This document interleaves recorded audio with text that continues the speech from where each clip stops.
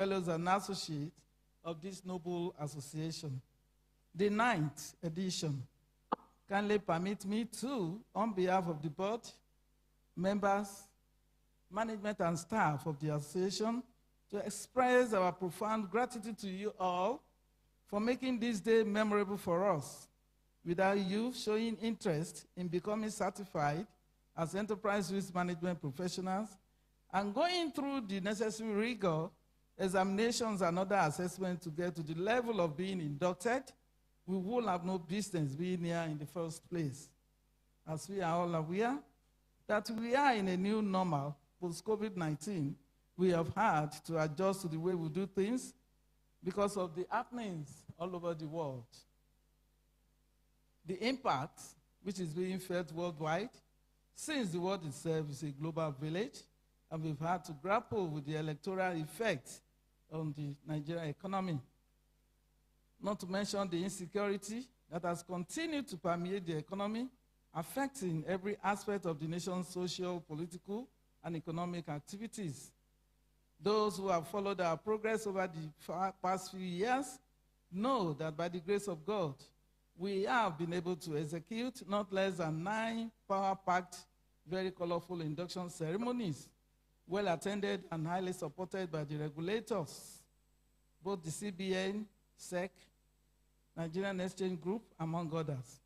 We've also collaborated with Lagos and Osun government, CIBN, CITN, CIS, Halogen Group, to mention just a few. Please turn to the first 3 pages of the program in your hand and you'll see all our activities there. The theme for today, environmental, social, and governance, ESG, and sustainability in a digital age, managing the risk, leveraging the opportunities for global positioning and relevance, could not have been more appropriately captured and could not have come at a more opportune time. ESG, as we are probably aware, is a set of non-financial factors used to measure a company's impact on its employees, customers, and community. It includes everything from air quality and waste management to employee health and safety, to diversity and inclusion, to customer privacy and data security, to business ethics and competitive behavior. It is not new, but it is the new normal, as more companies are talking about ESG and even taking steps like linking executive pay to ESG performance, an indication that it is being integrated into the overall business strategy and for good reason has become a primary concern among employees, customers, investors, and even regulators. Therefore, the importance of ESG cannot be overemphasized in meeting the demands of investors and other stakeholders who want to know that the companies they are supporting are operating sustainability and managing their risk and opportunities. The resultant effect is lower costs, meet compliance obligations, and deliver better return to the various stakeholders. It is in the light of the above that we have carefully chosen the resource persons to speak to the topic.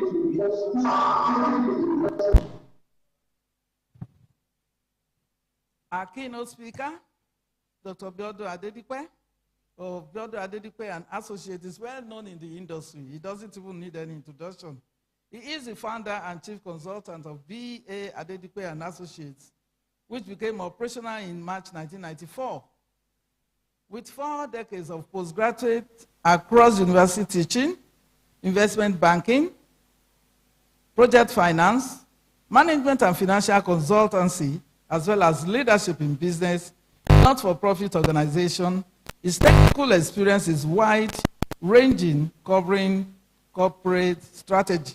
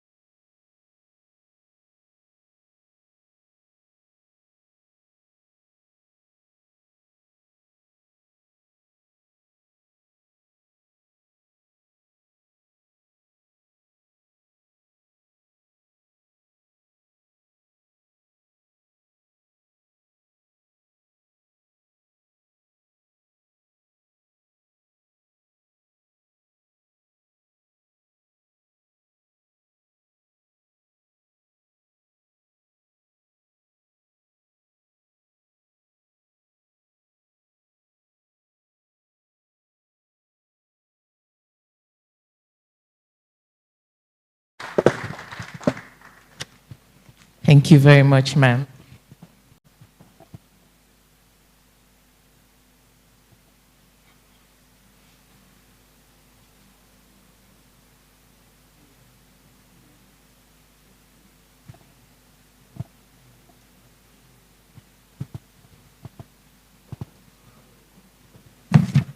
Another round of applause for the president of the AERMP Association.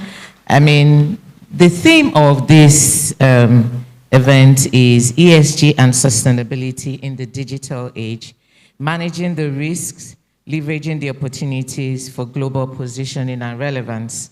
Our president has spoken to the critical issues, how ESG and the issues around it have become the new normal.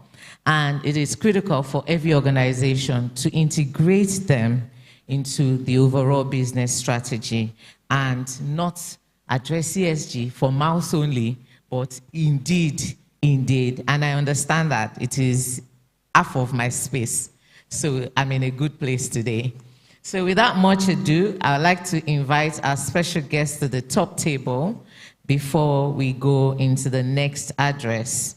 And so I'll be inviting first our keynote speaker, Dr. Abiodun Adedipe, founder, chief consultant, B. Adedipe and Associates, to take the top table. You're very welcome, sir. Next, I'll be inviting Professor Oyedokun, who is our panel chair. Please take the table. Professor Oyedokun is a professor of accounting and financial development at Leeds City University. Next, I'll call to the top table Mr. Titus Akintola, managing partner, Titus Akintola and Co.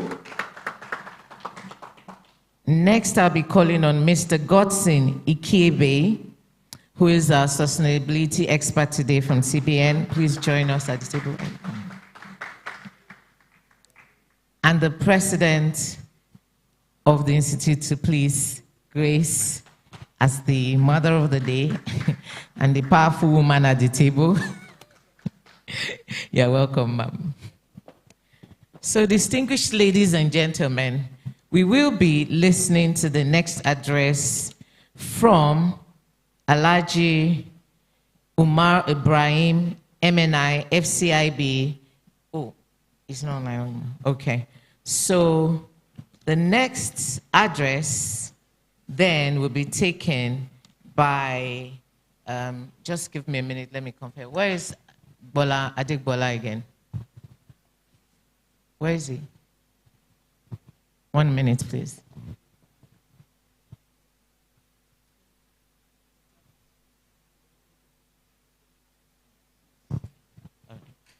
So, distinguished ladies and gentlemen, you know, that is what change is about. And that is why life is about adapting quickly to what? Change. If you don't adapt to change, you're going to lose out. So what we just did there was quick change management, right? All right, excellent. So we will be going into our keynote, and I'd like to take the citation of our keynote speaker in the person of Dr. Abiodun Adedipe, PhD, FCIB, FIOD, FERP, FIMC. Dr. Adedipe is the founder and chief consultant of B. Adedipe Associates Limited, also known as BAA Consult. With over 4 decades of postgraduate work and professional experience that cuts across university teaching, investment banking, university teaching, project finance, management and financial consulting, as well as leadership in business and not-for-profit organizations. Abiodun has had an illustrious career that took him through the University of Lagos, Enterprise Consulting Group, the World Bank, Africa Region, International Merchant Bank PLC, and First City Monument Bank PLC. He received his doctorate degree in industrial economics, specializing in corporate finance from the University of Lagos, in 1989, and BSc, sir, that was just when I entered University of Lagos, and BSc in Economics, first class from the University of Ife, now Obafemi Awolowo University, OAU, in 1980. He bagged several awards in process, including Sir Adam Thompson Scholarship as visiting doctoral student to the University of Sussex, UK, in 1984. He is a member of several respected professional bodies, including the Institute of Directors, Nigeria, Chartered Institute of Bankers of Nigeria, the Nigeria Economic Society, and American Economic Association. Biodun's technical expertise is wide-ranging, covering corporate strategy, research, and economic analysis, amongst many others. He sits on the board of some private profit-seeking and not-for-profit organization, and is actively involved in director development at the IOD of Nigeria. He has served in various capacities in government, including member of the Presidential Committee of Experts on Redenomination of Naira, that's November 2008, member of Federal Government Committee of Experts on Expenditure Review, and so many others. He is our own keynote speaker today, and we are glad to have you. Ladies and gentlemen, so please wait, sir.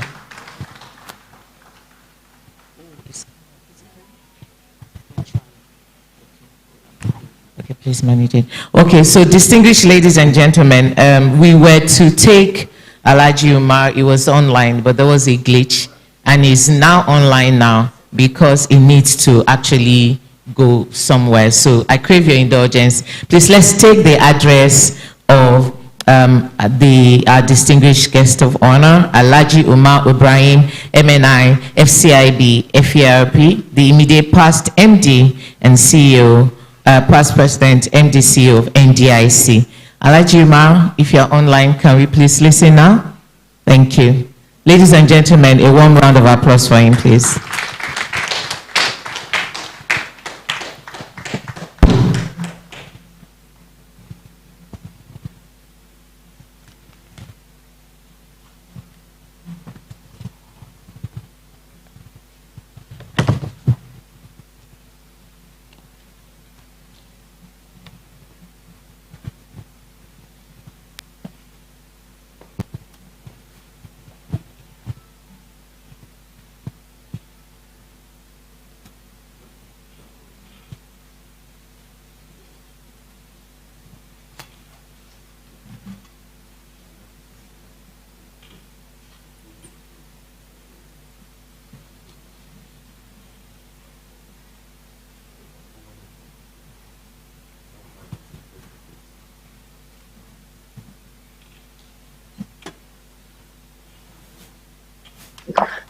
Hello, good morning.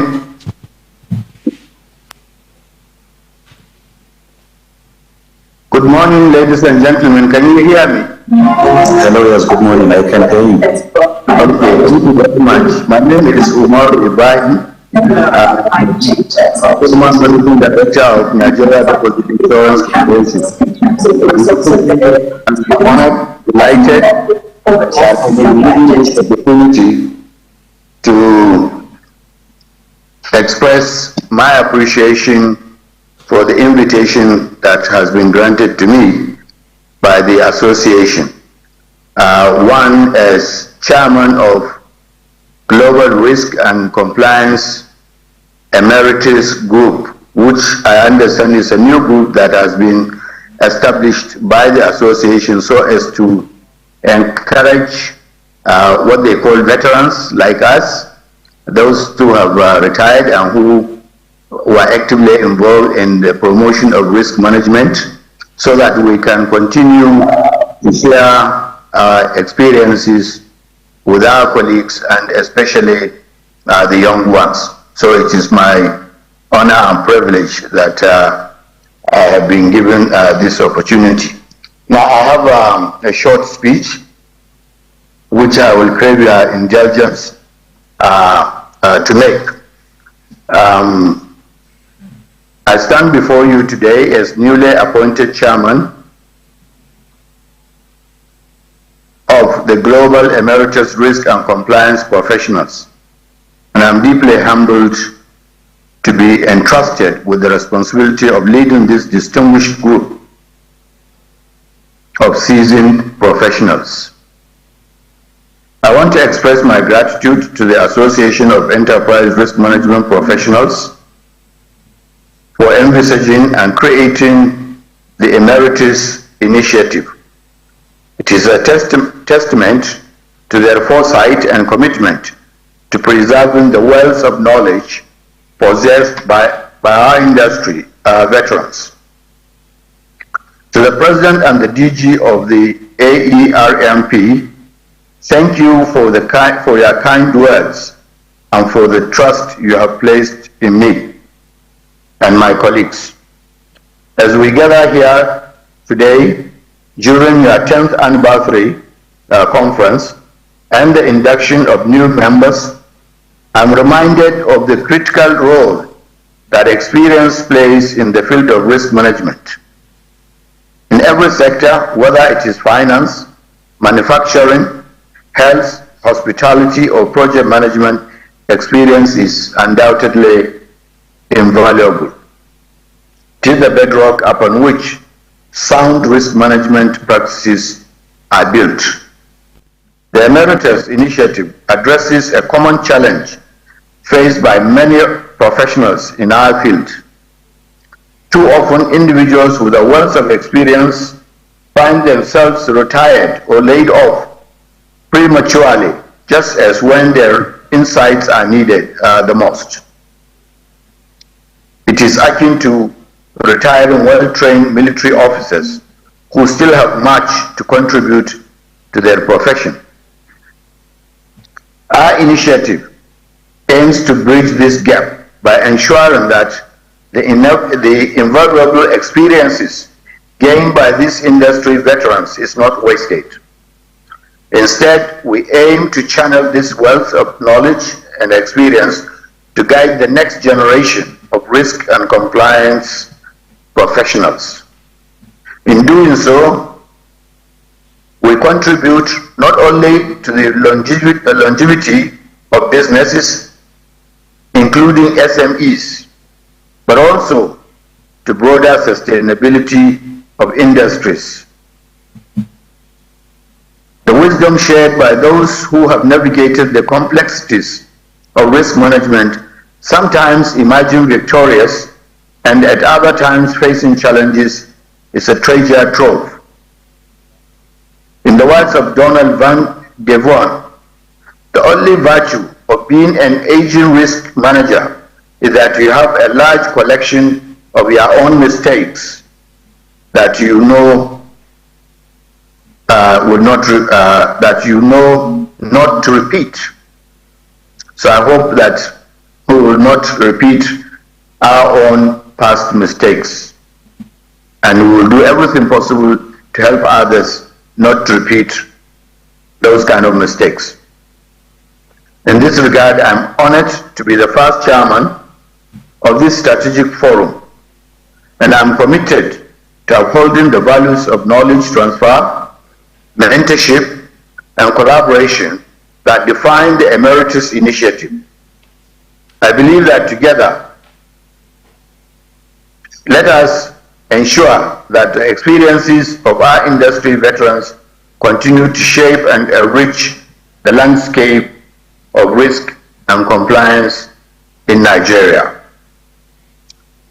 And let me say to all the inductees, associates, senior associates, and fellows, I wish you a very successful career and great success in managing risks in your various endeavors.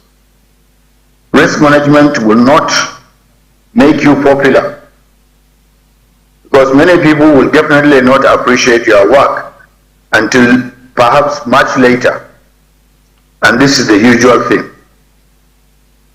Sometimes this later may unfortunately be too late, and the situation may be irredeemable. This is the experience we had in our functions as regulators and supervisors of insured institutions. This is the situation of many banks that were unfortunately liquidated.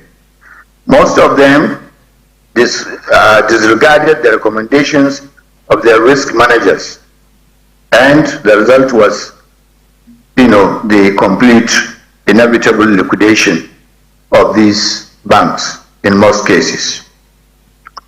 And in fact, I must add that during the early years of multiple bank liquidation, risk management was really not at the front burner. It was much later, during the various initiatives that were aimed at sanitizing the banking system, particularly during the era of former Governor Sanusi, Lamido Sanusi, that we ensured, and working together with the CIP, and in particular, we ensured that risk management was strengthened, and the profile and the position of risk officers were enhanced.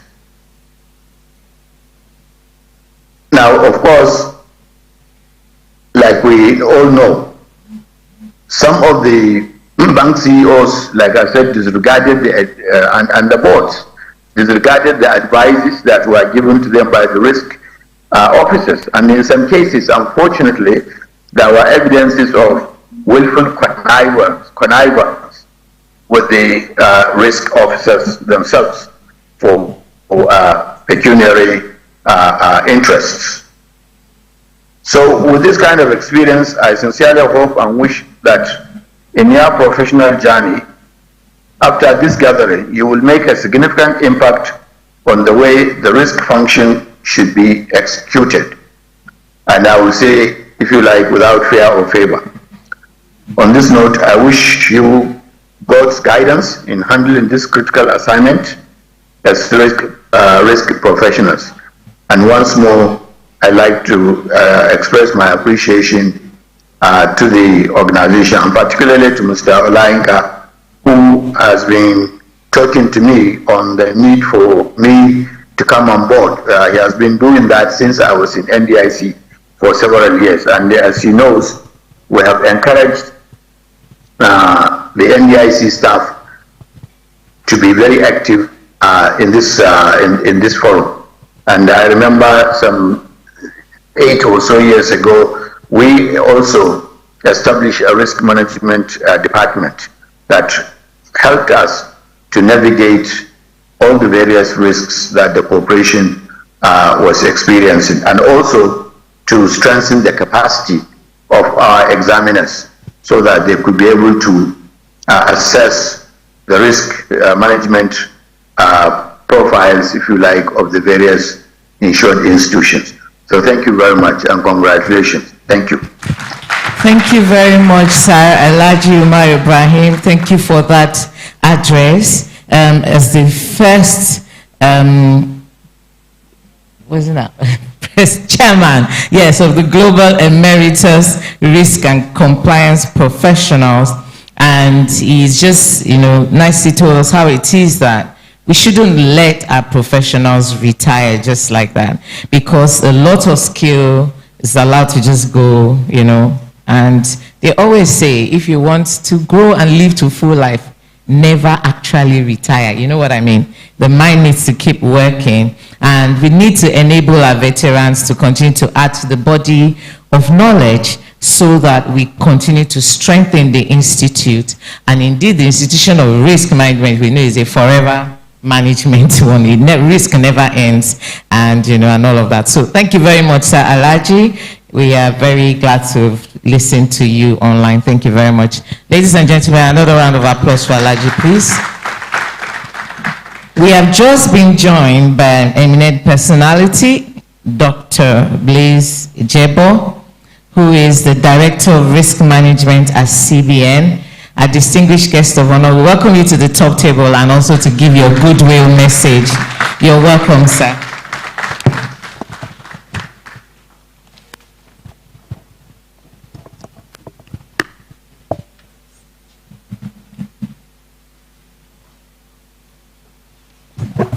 Okay. Good morning, ladies and gentlemen.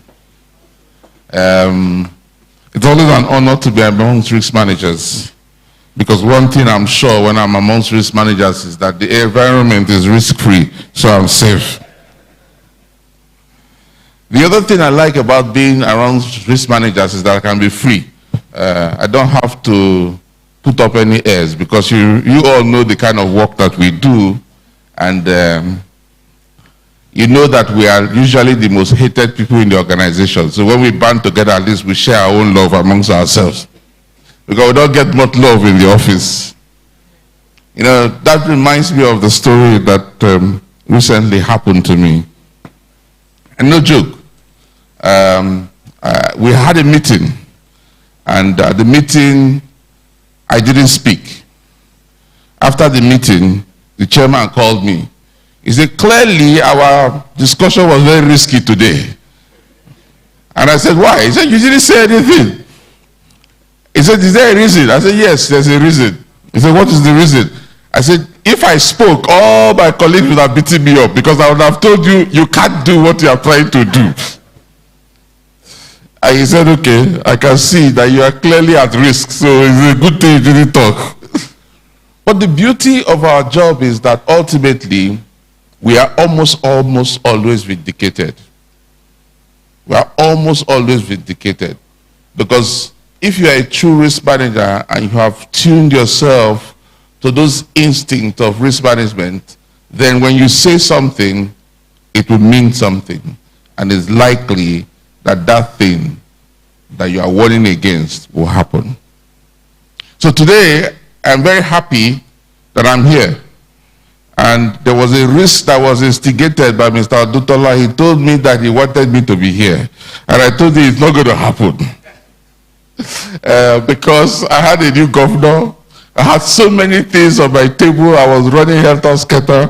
But because he had spoken that thing, it happened. It happened that It happened that I came into Lagos. I've been in Lagos since Wednesday. The plan was to go back on Thursday. Something kept me. The plan was to go back on Friday. Something kept me. And this morning, I am here, and I decided to be in your midst. But permit me to say that I'm in your midst for a purpose. And I think the purpose is very simple. It is to encourage you. It's to encourage you and to say that do not mind the days of humble beginnings. I think this association has done mighty work, has punched above its weight. So when you come together like this to have your conference, to celebrate yourself, to bring in new members, I think you ought to be encouraged, you ought to be congratulated, you ought to be said, well done.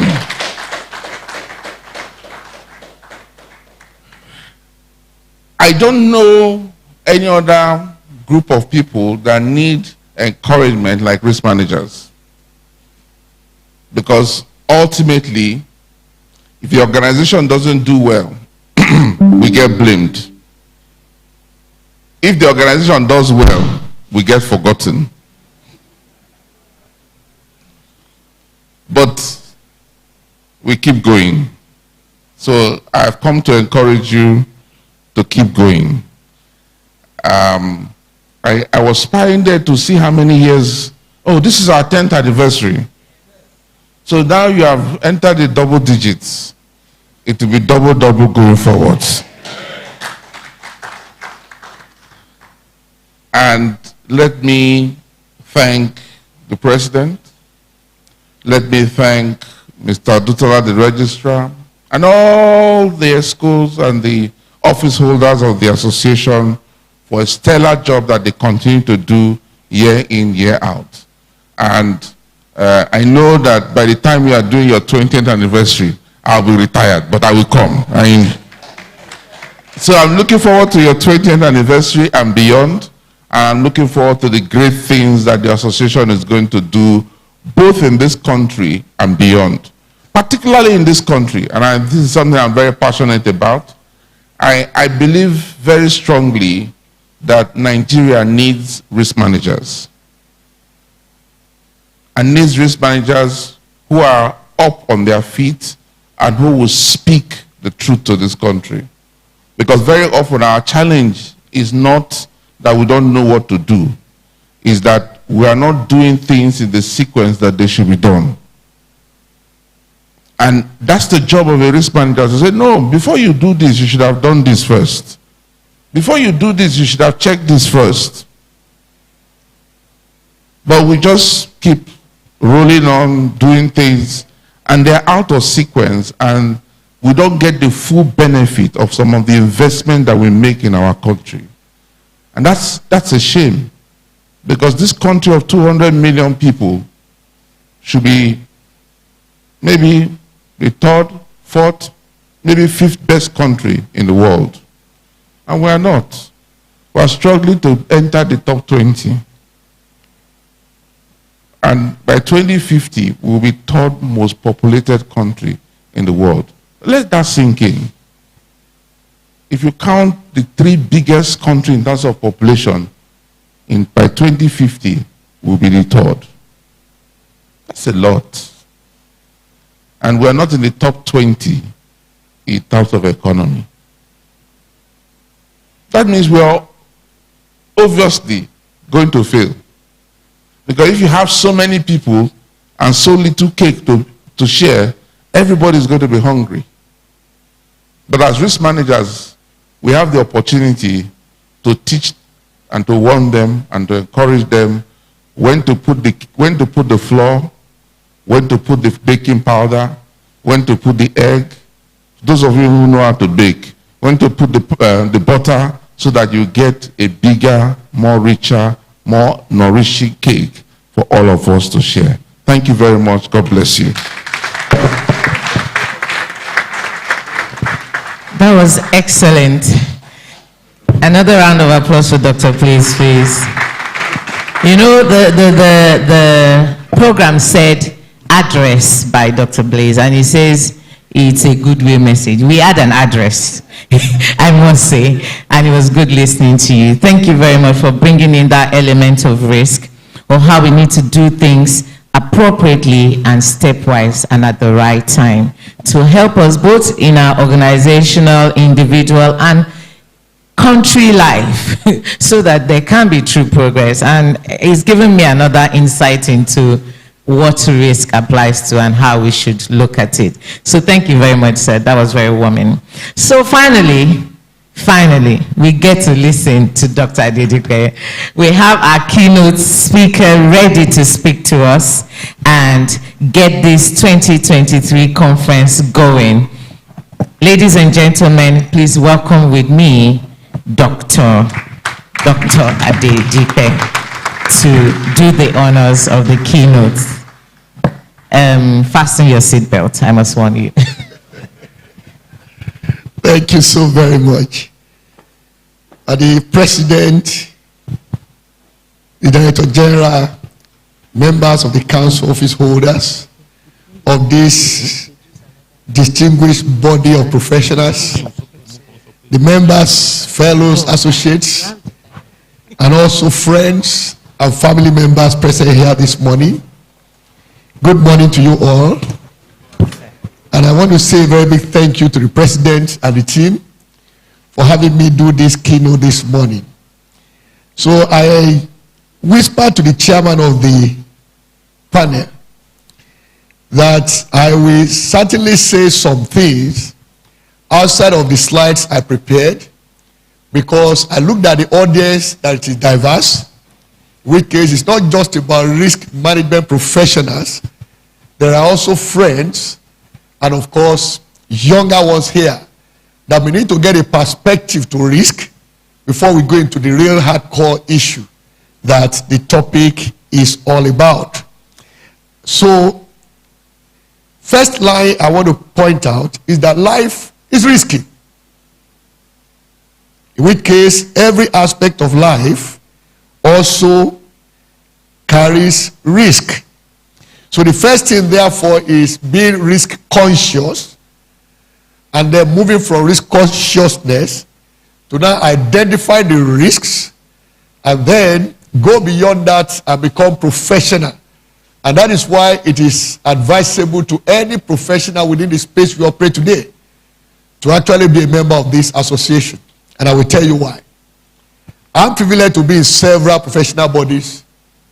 And I know this same issue we are discussing this morning, I had to discuss with directors recently and take them through an understanding of the subject of sustainability. But now across different sectors of the economy, capital market, maritime, legal practice, and so on and so forth, medical, so many of them. So the issue then before us today is ESG and sustainability in a digital age. Managing the risks and leveraging the opportunities for global positioning and relevance.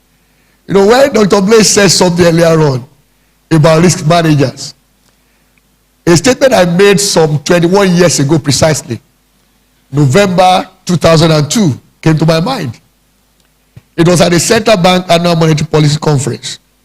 I was a speaker, just like I'm doing this morning by God's grace. And I faced the then CBN governor, that's our Baba, Joseph Sanusi. And I told him this, sir, if the Nigerian economy doesn't work, you will take the blame, sir. Do you agree? Baba in his characteristic smile, he nodded. I said, but if it works, it is President Obasanjo that will take the credit. I said, do you agree, sir? He said, yes. So when you made that statement about risk manager this morning, that was what came to my mind. 21 years ago, I said this to the sitting central bank governor in Nigeria. So the same issue here. And so when we talk about sustainability, it's then about looking beyond today, looking beyond ourselves, and then talking about the organization where we work. How can that organization thrive in the future when we are not a part of it? And that also brings to mind something I used to challenge the founder of FCMB, who was my employer then. That was in January 1995.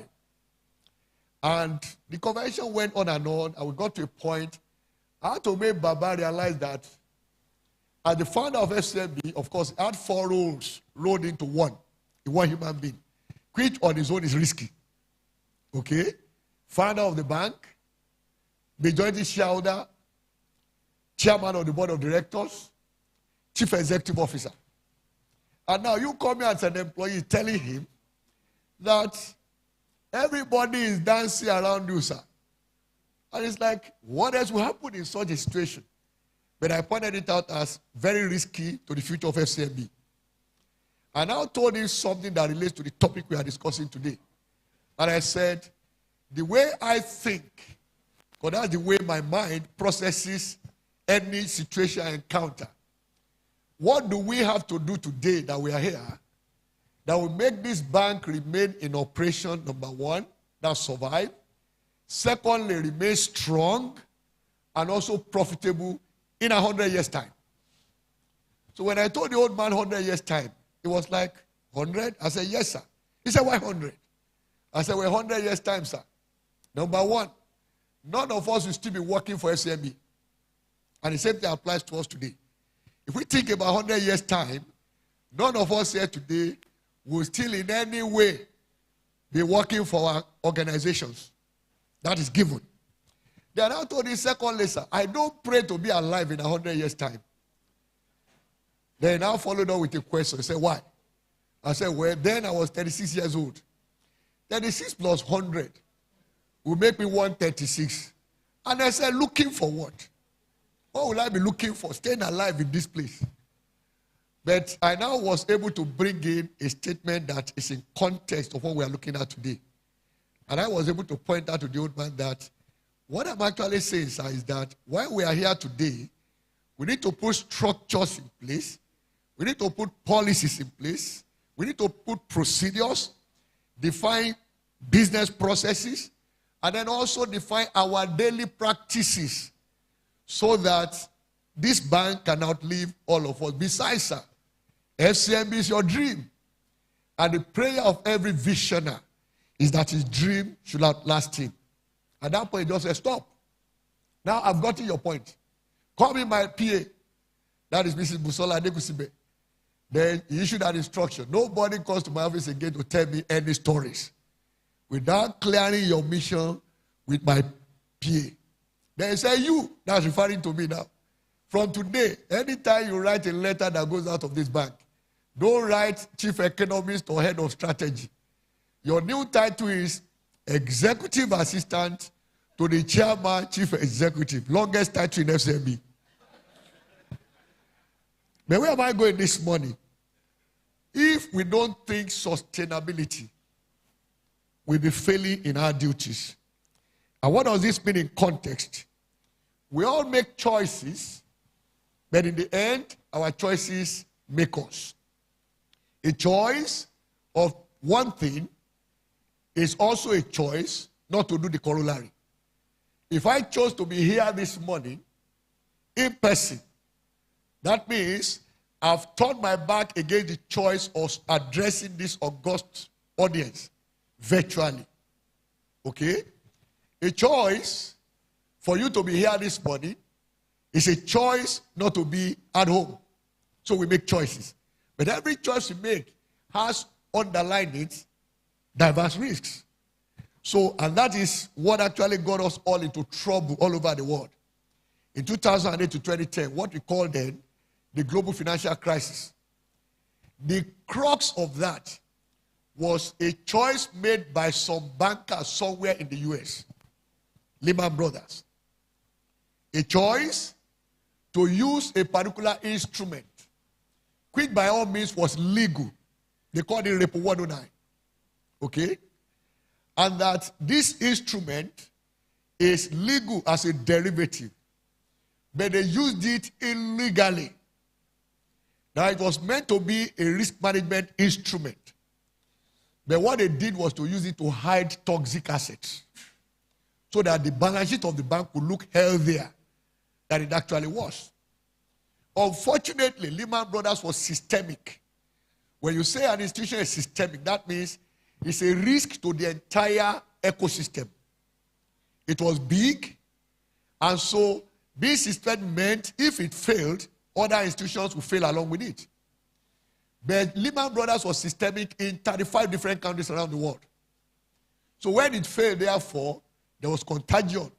We saw many other banks fail along with it. So, but the underlying thing we brought out from that experience was that the risk management professionals in financial institutions were not allowed to play their roles effectively. And how do I mean? What was discovered at the bottom line of this trouble was that risk was not properly identified, risk was not properly measured, risk was not properly priced, and so therefore it was not properly mitigated. Those were the issues that came out of that crisis. And so when a similar thing began early this year, and that was in the first quarter of this year, in the US, of course, we are all aware of the collapse of, Silicon Valley Bank, SVB. Now, that brought a new lexicon in risk management. And that is what we call social media risk.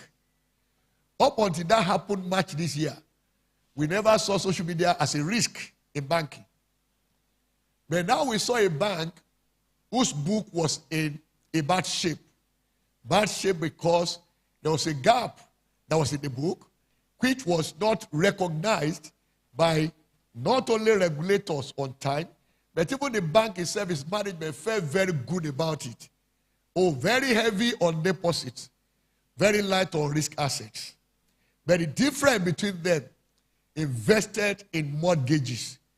Unfortunately, as normalization began, that is, policy rates were being raised all around the world, like it happened also in Nigeria. Now, those bonds began to diminish in prices.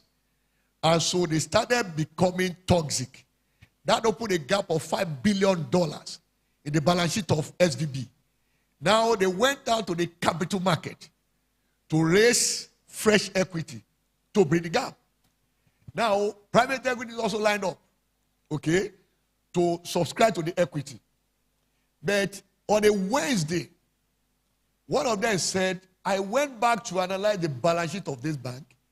Then I also listened to the chairman of Fed, like our own CBN governor. He made a remark yesterday at an event. And he said, from the review of what is happening to the U.S. economy and financial system, there is no indication for Fed not to continue to raise the policy rate. And if we keep raising rates, this private equity now said, that means the prices of bonds will keep going down. In which case, the gap in the book of SVB will become bigger than the $5 billion they are trying to raise. Oh boy, I'm not investing again. So the other guy also, like you and I do, we all have confidence. Oh, please, it's my brother and friend. It's for your ears only. Don't tell anybody. So they started telling each other. So by Thursday, the following day, the news went round, and then social media amplified it. And that was it. So Friday, quickly, FDIC had to move in order to ensure that the failure of that ban didn't become a contagion. So we then picked that out as one of the fallout of the failure of SVB, first quarter of this year. Social media risk. Okay? So now, coming to sustainability. Now, there are some things I want to bring before us when it comes to sustainability. And by the way, let me just make reference to this. And that is part of why you are here this morning. Warren Buffett, the undisputed best investor in our own generation. He made a statement that relates to this. He said, risk comes from not knowing what you are doing. So if you don't know what you are doing, that's the beginning of risk. And there's no limit to what the consequences can be. All right? Now, going beyond that, there's also this statement credited to John Bernard Shaw that progress is impossible without change. And those who cannot change their minds cannot change anything. So in which case, the essence of this discussion this morning is to make us see the contemporary times we live in. Number one, digital age. And I will say a few things about that. And then, of course, the place and importance of sustainability and ESG.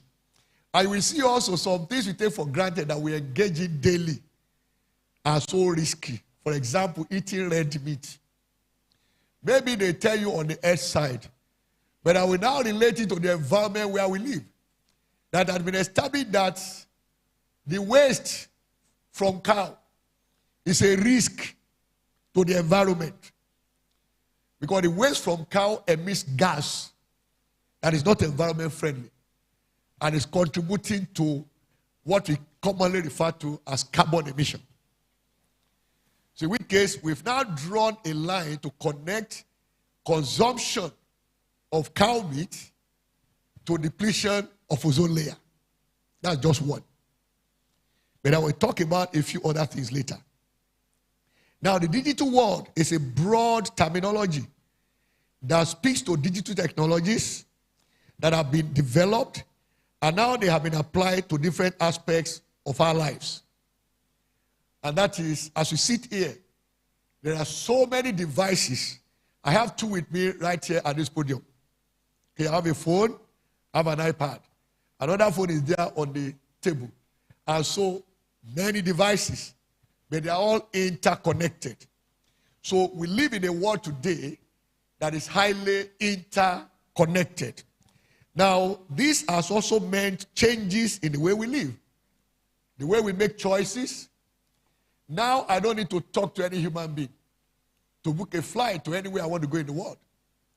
Just go on the website of the airline and make my choices. And then I make my payment. They deliver my e-ticket. All done. Facilitated by technology. So we then say that in the world we live in, every company is aspiring to build a digital platform and then brings its business on top of that platform. Once that platform is designed, as we call it in technology, end-to-end digitization. That means we've taken out aspects that human beings can handle and automated that very process. That carries some risks on its own. Now, and I give an example here.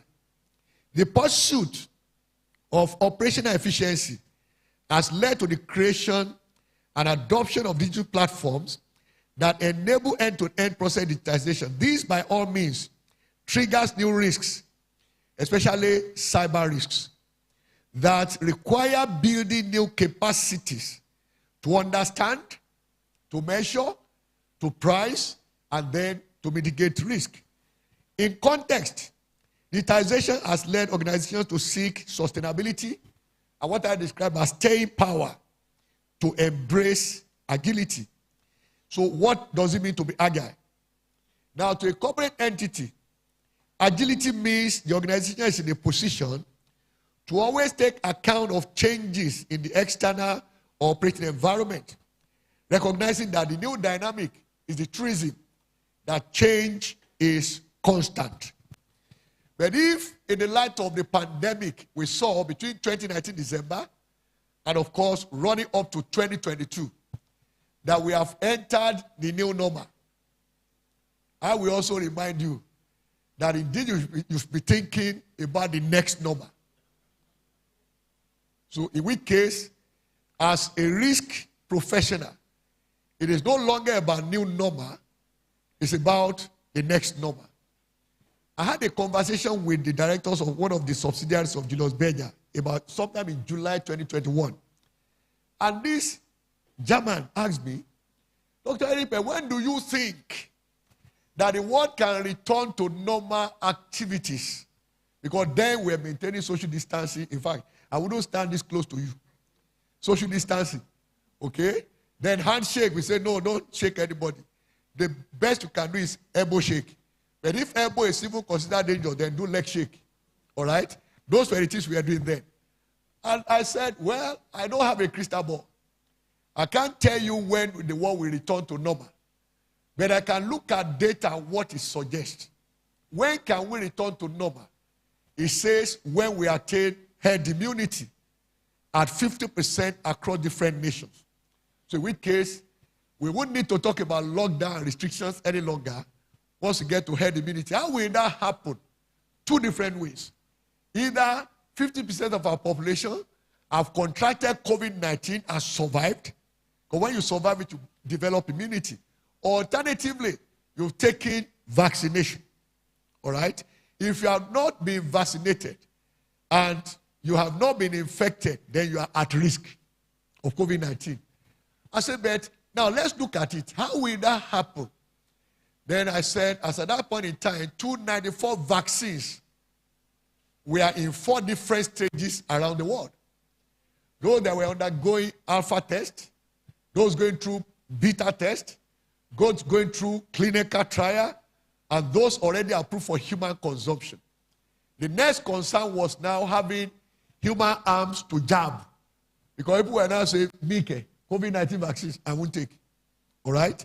So now, looking at all of those, I said, my expectation is that at the very latest, if people are persuaded to take the vaccines and also contract the virus, also recover from it, we may get to herd immunity between May, June 2022.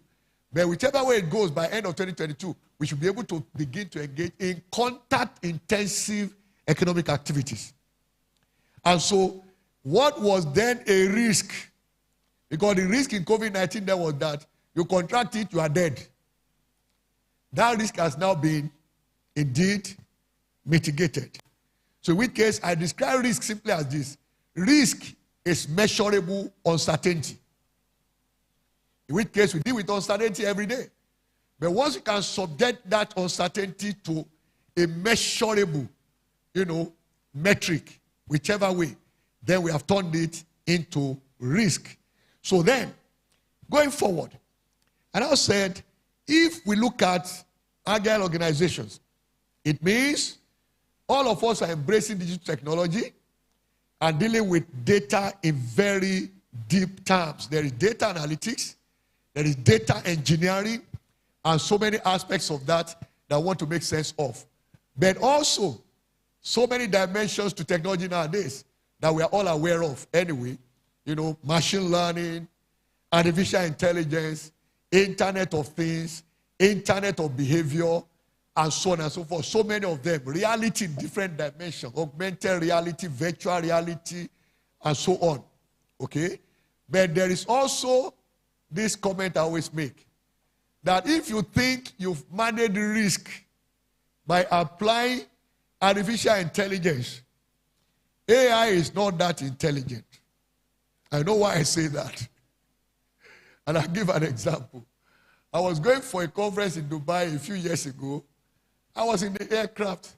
The aircraft was on the wrong way, about to take off. Then my wristwatch told me that it is time to stand up. I mean, just think about that. You have your seatbelt on. You are in a plane, about to take off. Artificial intelligence says it is time for you to stand up. Stand up where? In an aircraft taking off. So my reaction was, oh, so artificial intelligence is not that intelligent after all. Which means, as a risk manager, you don't rely entirely on the signals you get from artificial intelligence. And that is where the human content comes in risk management. Now, the watchwords nowadays are to be agile, resilient, and sustainable. So digital transformation then is centered around improving capabilities, improving efficiency, and then customer experience. So let me skip a few things. By the way, I'm going to revise these slides before they share with you, because there are a lot of things I share with the chairman I will still add to this. But there are two perspectives to sustainability. One is the one I made reference to earlier on, giving an example of my intervention then in FCMB as head of strategy. And that talks to sustenance of the business, which pulls the earlier mentioned issues of people, structure, processes, strategy, and technology into deepening the staying power. Today we are celebrating the 10th year anniversary of this professional body. Okay? And like Mr. Blaze said earlier on, and if I said amen to it when you said that, we'll be there when they're celebrating 28th. Now, for those who don't understand that, when you said you will be there when this professional body celebrates 20th anniversary, it means you are saying you will still be alive in 10 years' time. Not only be alive, but agile enough to still come here and be a part of celebration. So that was the way my mind processed it. And I said, amen for him and for myself too. Okay? That I'll be here. Now, what that means is you are looking forward. So sustainability is about staying power. Staying power that says in another 10 years, this body will still be in operation, get bigger, and of course would have contributed to more professionals and lives. Okay? So staying power then talks about how long you've been in operation and also remaining so effectively. Now, the second side of sustainability is to do with ESG. That is what we call environmental social governance, which is expanding day by day, and there's no end to it.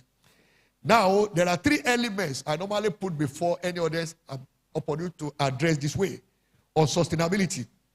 The first is to reimagine. Now, every day I sleep and wake up as a business consultant. The question I put to myself is, can I wake up one day and some smart guys have developed a software that can do everything that I can do as a human being, as a business consultant? And so people will need to come to us for my services, in which case I will become irrelevant in that environment. Is there a possibility? So that makes me now to think, what are those things that a human being can handle that a software will never be able to handle? So I go into those areas and then I want to sharpen my skills. Ensure I sharpen my capabilities in those particular areas. I'll give an illustration. I first did some work for the Nigerian Bar Association, and in sometime in 2018, 5 years ago. And just prior to then, we were discussing with them the possibility of a software coming up that can take business away from lawyers. Okay? The conversation was very interesting, at the annual general meeting of MBA. But then that same 2018, later in the year, our company was given a mandate to help some professionals set up a business they would all contribute to as equity. So they got to a point and said, we need to do a shareholder agreement. And they said, oh, we can only get that from a lawyer.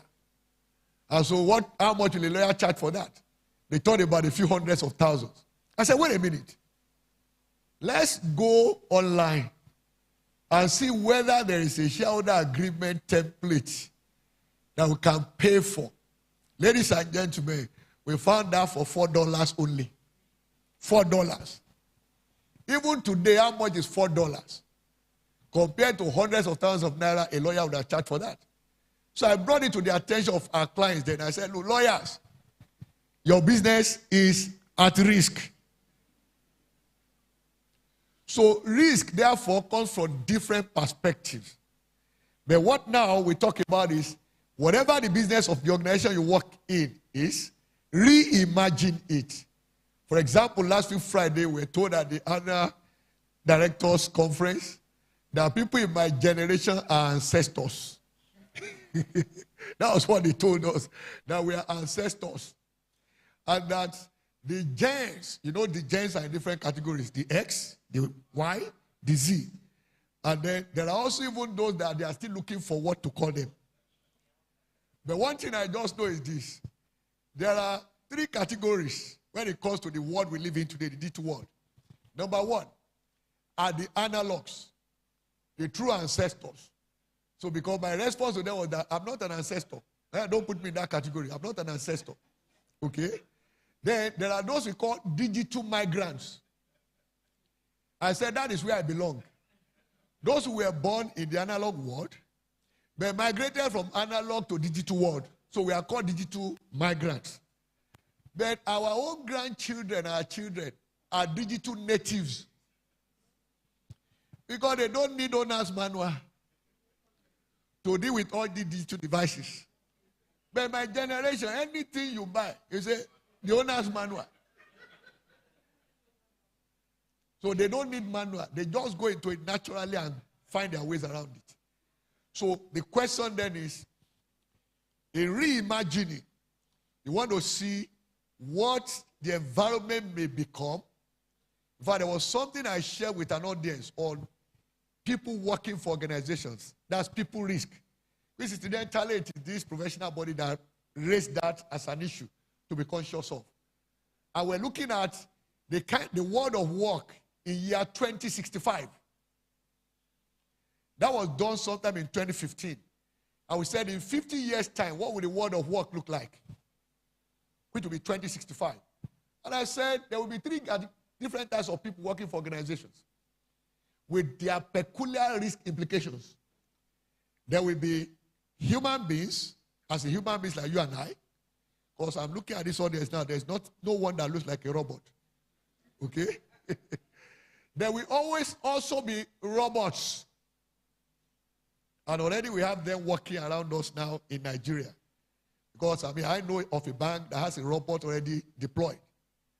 Now you talk to that robot, it talks back to you. It has an intelligent conversation about whichever service you want to do with that bank. I saw that demonstrated at the annual bankers conference. Okay? Now the 3rd category will be human beings that are behaving like robots. So the question now will be, what are the risks? We saw a risk of a robot, let me say, crystallize recently, I think about 4 weeks ago. A robot actually killed his owner about 4 weeks ago. It was given instruction, and it misunderstood the instruction and killed the owner. So that raised risk consciousness about robots. That as useful as they are, they can also become highly risky. So of course, the other side to it is disruption. There's no business you are into that is not amenable to disruption. I'll give you an example of lawyers. There are now doctors whose jobs are also being disrupted with softwares, artificial intelligence. This week, I started getting messages from the GSM telephonic company that this phone is subscribed to. And what is the message? Now with 70 naira only, you can consult a doctor.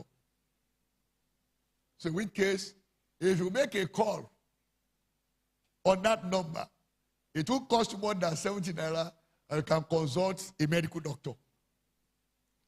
The first person they said is, "Are you feeling sick?" I said, "No, I'm not sick." So I ignored it. Then they now, maybe they got feedback, they reframed the message. And I said, okay, if you want to talk to a doctor, consult for free. It will cost you more than 70 naira. Just make a call. Call this particular number. So now, when I saw that, I said, aha, that means there's disruption coming within that space. Telcos are getting to that space. Just like now they are into banking, which they are seen way back in 2007, when we were working on FSS 2020.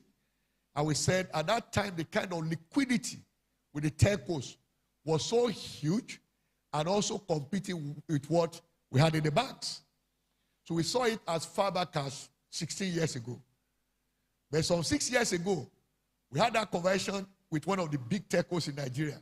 But today, they are in our space as bankers. So that is talking about disruptions.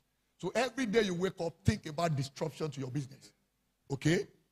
The third and very interesting one is what I call resilience. How do you build resilience into your system? Well, that's a key element of sustainability. Resilience then will take about 4 things I mentioned earlier, but very important. But you must daily interrogate those 4. The policies you have, they must be documented, not in somebody's head.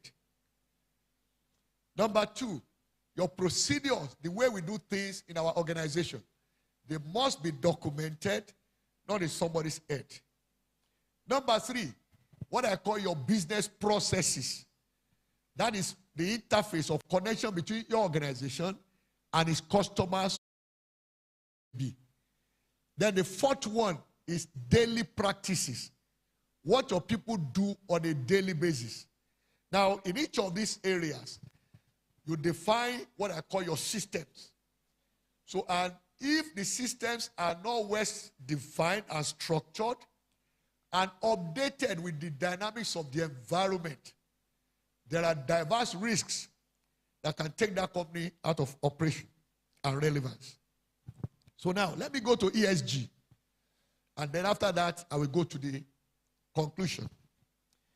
Now, environmental social governance has a number of elements.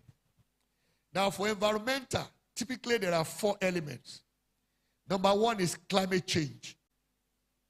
We, of course, all are aware of, temperature taking new dimensions all over the world.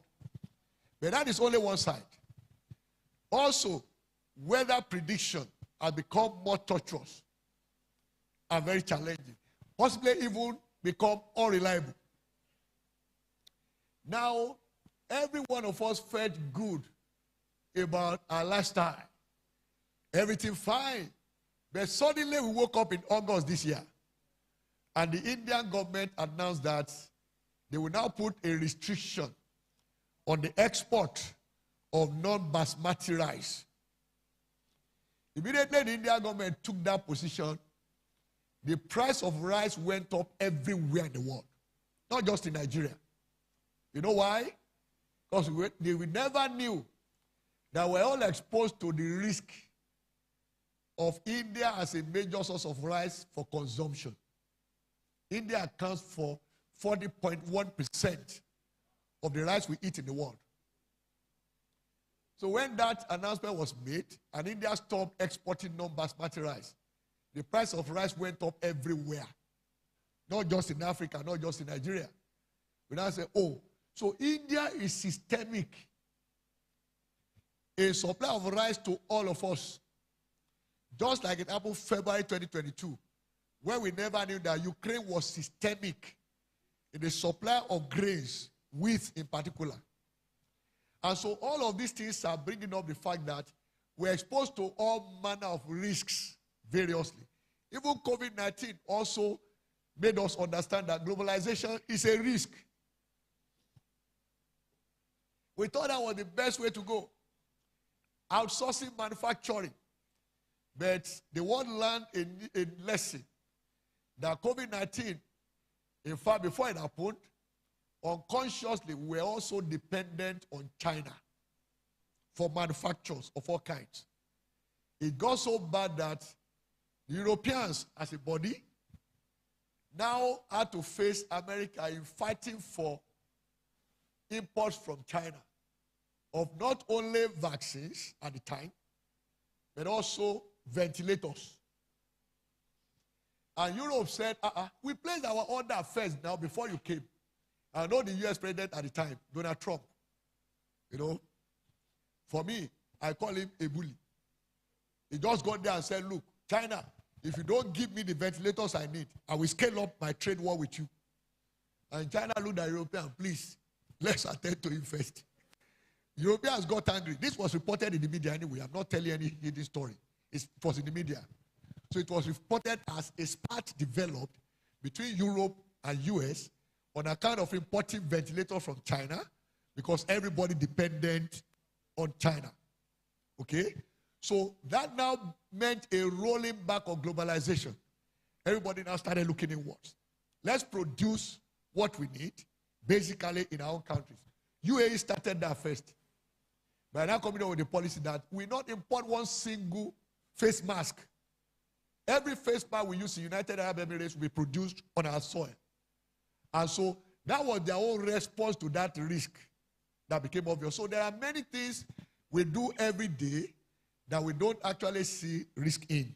Now let me go to the final part of this, you will get in my slide deck, okay, details with respect to environmental risk, which is in 4 categories. Like I said, climate change, natural resource use. We had a meeting sometime, I think in May 2014 in Dubai. And we had this fellow come to talk to us. And he said, everything that is inside the soil, we bring it out, we load it on the soil, like this building. Because every material used for this building was some time ago inside the soil. So in bringing it out, we created a hollow, isn't it? The only thing that will fill that hollow is water. So as we keep digging the soil and bringing things to load on top, we are in fact creating voids that are filled by water. He said that will be a long, long time to come, but think about it. What will be the risk implication of that? But besides that, there are many natural resources. The trouble we see now in Central African Republic, coming through to Niger, even in Nigeria, is about lithium. I hope you are aware of that. There are 4 countries around us, Nigeria, Niger, Central African Republic, and Chad, that are very rich in lithium. Meanwhile, lithium is an essential ingredient in producing batteries for electric vehicles, which is seen to be a response to climate change. But in response to climate change, you're also taking a highly valued mineral, lithium, to produce the batteries, which is said when it expires, is a toxic waste that you don't even think of the disposal of those used or expired batteries of electric vehicles. So all of these are interrelated. And then you come back to Nigeria, that depends so much on hydrocarbons, crude oil. Chemistry of crude oil says when you take a barrel from under the ground, it will take over 1 million years for that barrel of crude oil to be replaced in the soil. That's the chemistry of it. To be found back in the soil will take over 1 million years. So risk from different perspectives that we don't even think about. So while we are trying to mitigate one, we're actually creating risk in another dimension. So the job of risk management professionals are well cut out in identifying all of these issues. Of course, beyond the use of natural resources, there is waste management. And I'll give you a hint. Every blessed day, all around the world, the equivalent of 2,000 garbage trucks of plastic materials and articles are being dumped in oceans, in rivers, and in lakes. Think about it. 2,000 garbage trucks loaded with plastic materials and articles are being dumped in waters all around the world. Every day. That is plastic. And plastic is not degradable. That means it doesn't dissolve. Now, we've also seen that become a threat to aquatic life. In fact, there was a dolphin that was rescued after swallowing plastic. He saw the plastic as food, swallowed it, and his life became endangered. So it had to be taken away from the ocean and then surgery done to remove the plastic in order for that dolphin to remain alive. So, and of course, all over the world. But the connection, that's where we conclude my, address. But in terms of social, this is the way it goes. Now, I'll skip one element there, that is environment and opportunities. Now, social, human capital, product safety, and social opportunities. And of course, that talks to so many things I have detailed also in my slide. Then governance, corporate governance. We talk about that every day. I see address of bank directors yesterday in that regard. And that is, let me put it simply this way. And that's the role that risk managers play. I describe corporate governance simply as this: how an organization policies itself. So how do you police yourself? How does the organization we work for how does it police itself? That's the question here. So in which case, and I will use myself to illustrate. By God's grace, BA began operations March 1994. And as the CEO, I had an interesting experience, by the way. Then I was still a staff of FCMB. And FCMB was patronizing my company while I was on the payroll. The company bears my name, so there's no hidden identity. I resigned twice from FCMB. You know what that means? You resign, the father says you can't go. Whoever offended you, tell me, I will deal with the person. Just tear your resignation letter right now in my presence. So he gave it to me to tear. So I tore it. And I told him where the problem came. He said, don't mind that man. I won't mention his name. But my man told me, don't mind him. He's a drunkard. But just return to your work. Don't go. But the second resignation was at a time, FCME was already my own client. And I was on the bank's payroll. Very unusual. Okay? But where I'm going is this. Over that period of time that I had left FCMB and running my business, what I do in terms of policing myself is to treat myself as a staff of the company and not as the founder or majority shareholder. In which case, I'm on salary and allowances that I don't take one single kobo outside of. Now, policing yourself also means you don't refer to employees of the company as my staff. They are my colleagues. I don't call them my staff because they are not my staff actually. They are staff of the firm, not my staff. So what that has done is in dealing with the various risks involved with respect to human capital. And so you see in that company, as small as it is, people that have been working there for well over 20 years. And they are still there. Okay?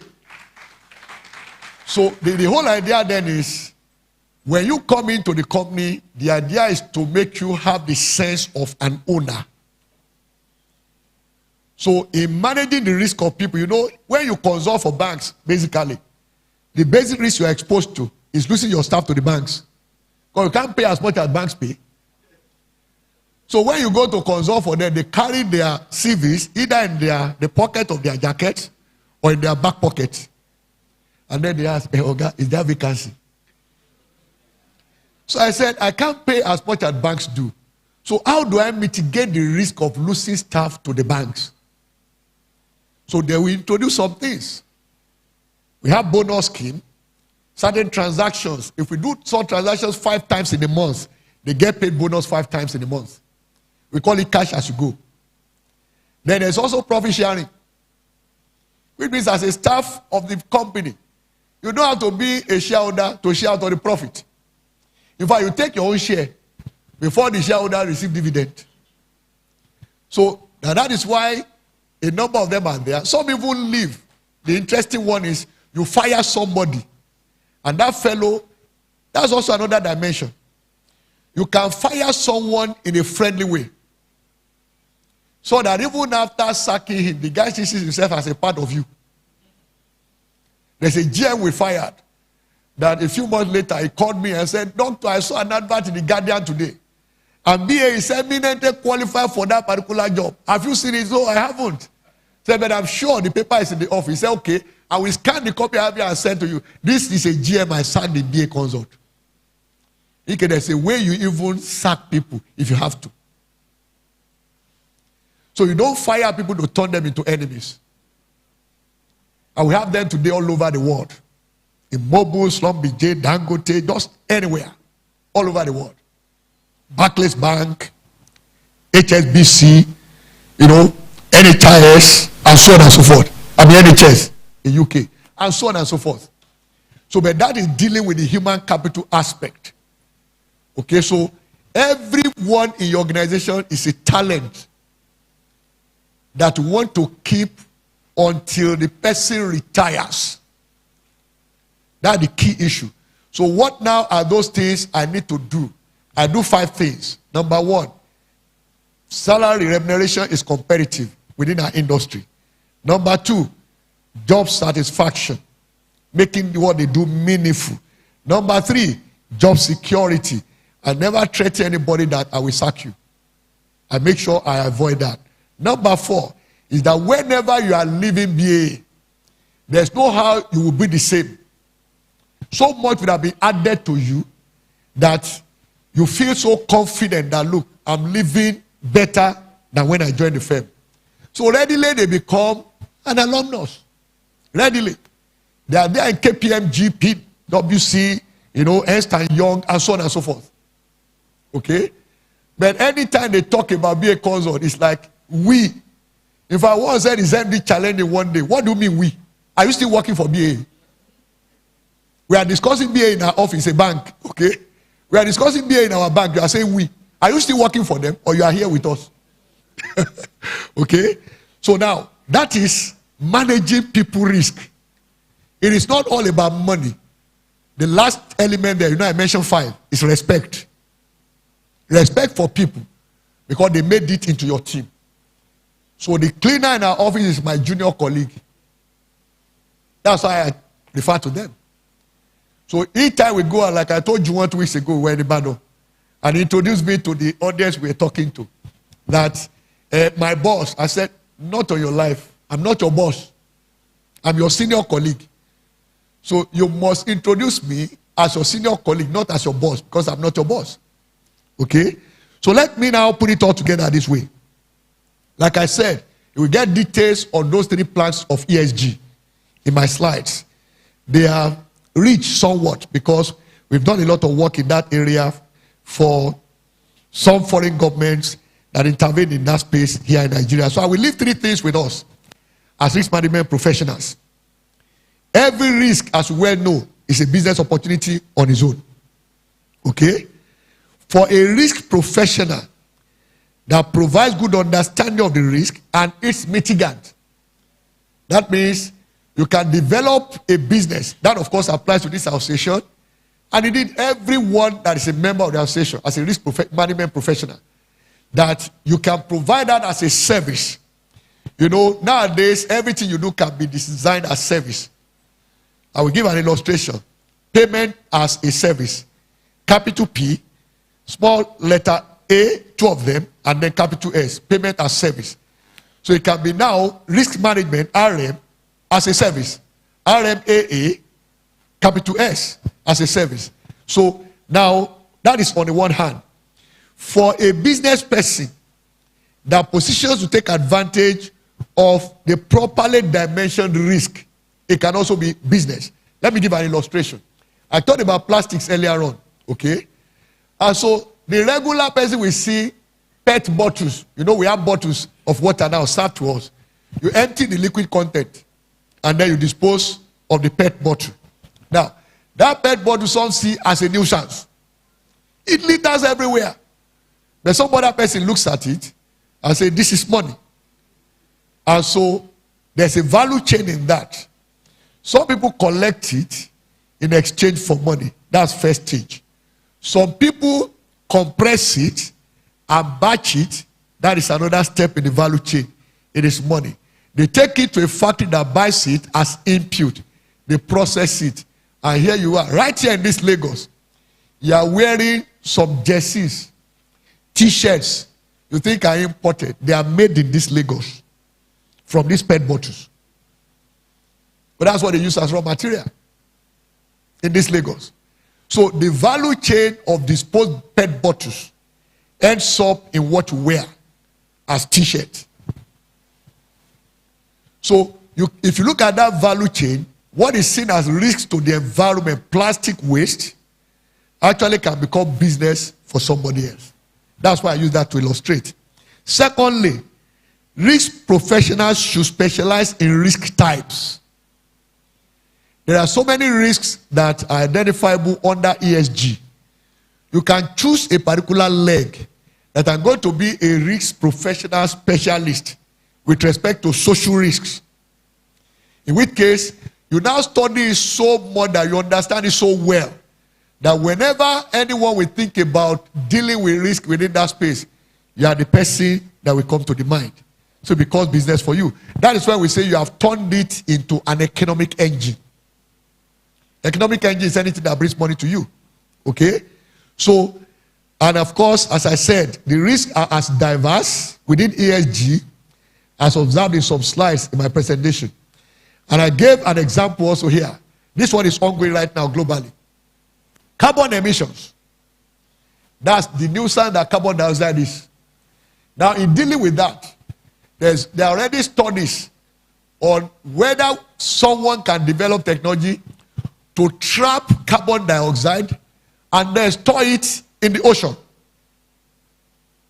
Or is there a possibility of trapping carbon dioxide and storing it in containers that are buried in the soil? That work is already on. Okay? Or is it possible to even create storage that will be on top of the soil? So that process is already on. So now you may choose, for example, now let me understand this area very well. What can I do within that value chain? Or is it what happened recently in Malaysia?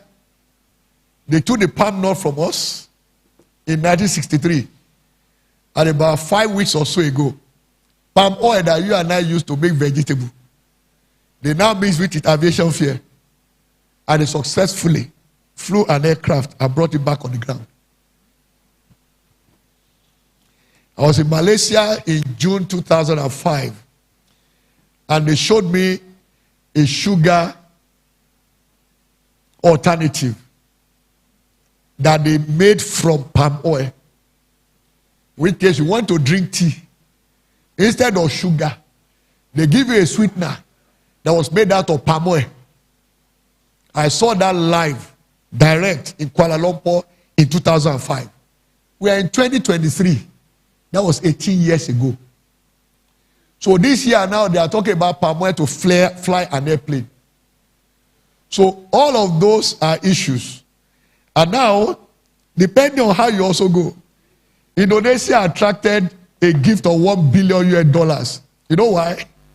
Because they became so committed to palm plantation that anywhere they saw a tree, they would cut it and plant there a palm tree in order to produce palm oil, from which they derive $26 billion annually in export.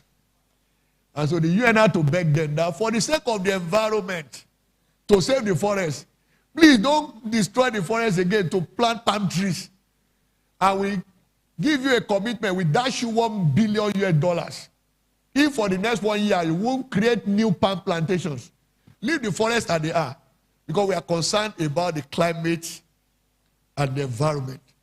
So there are so many dimensions and opportunities within that space that all we need to do is study this more and then see what we can make out of that. Thank you so very much. God bless you all more and more.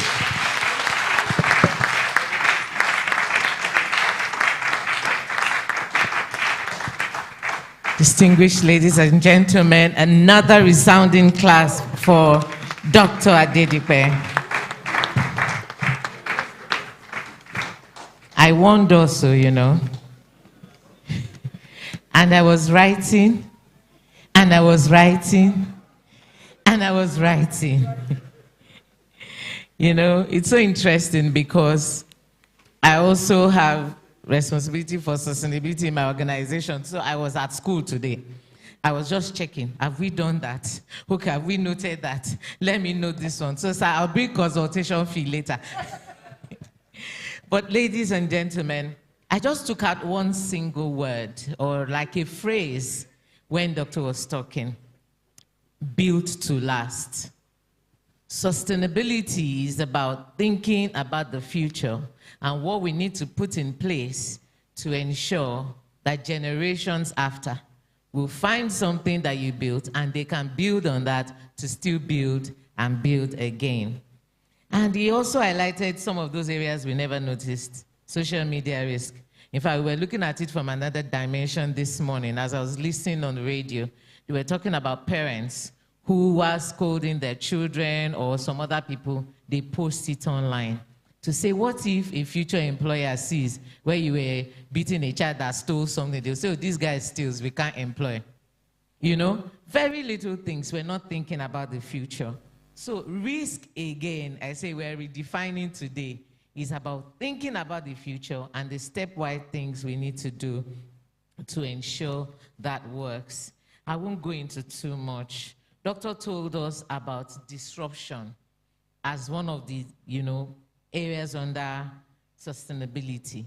Disruption happens to the best of us. Most of us are either, you've been a banker, you've walked through the bank at one time. One service will be disrupted one day, Sha.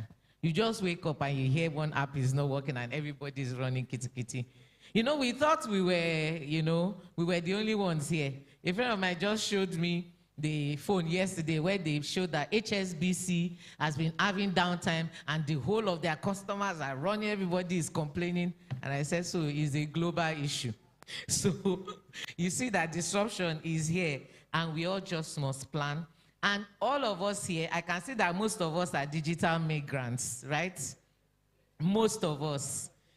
I don't know how many authentic digital natives are inside this building right now.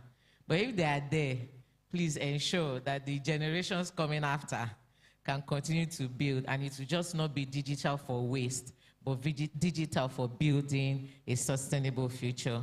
Ladies and gentlemen, the work of risk managers was finally also, you know, itemized that we should look at the opportunities in this risk that we're seeing. We should see the opportunities for new specialization.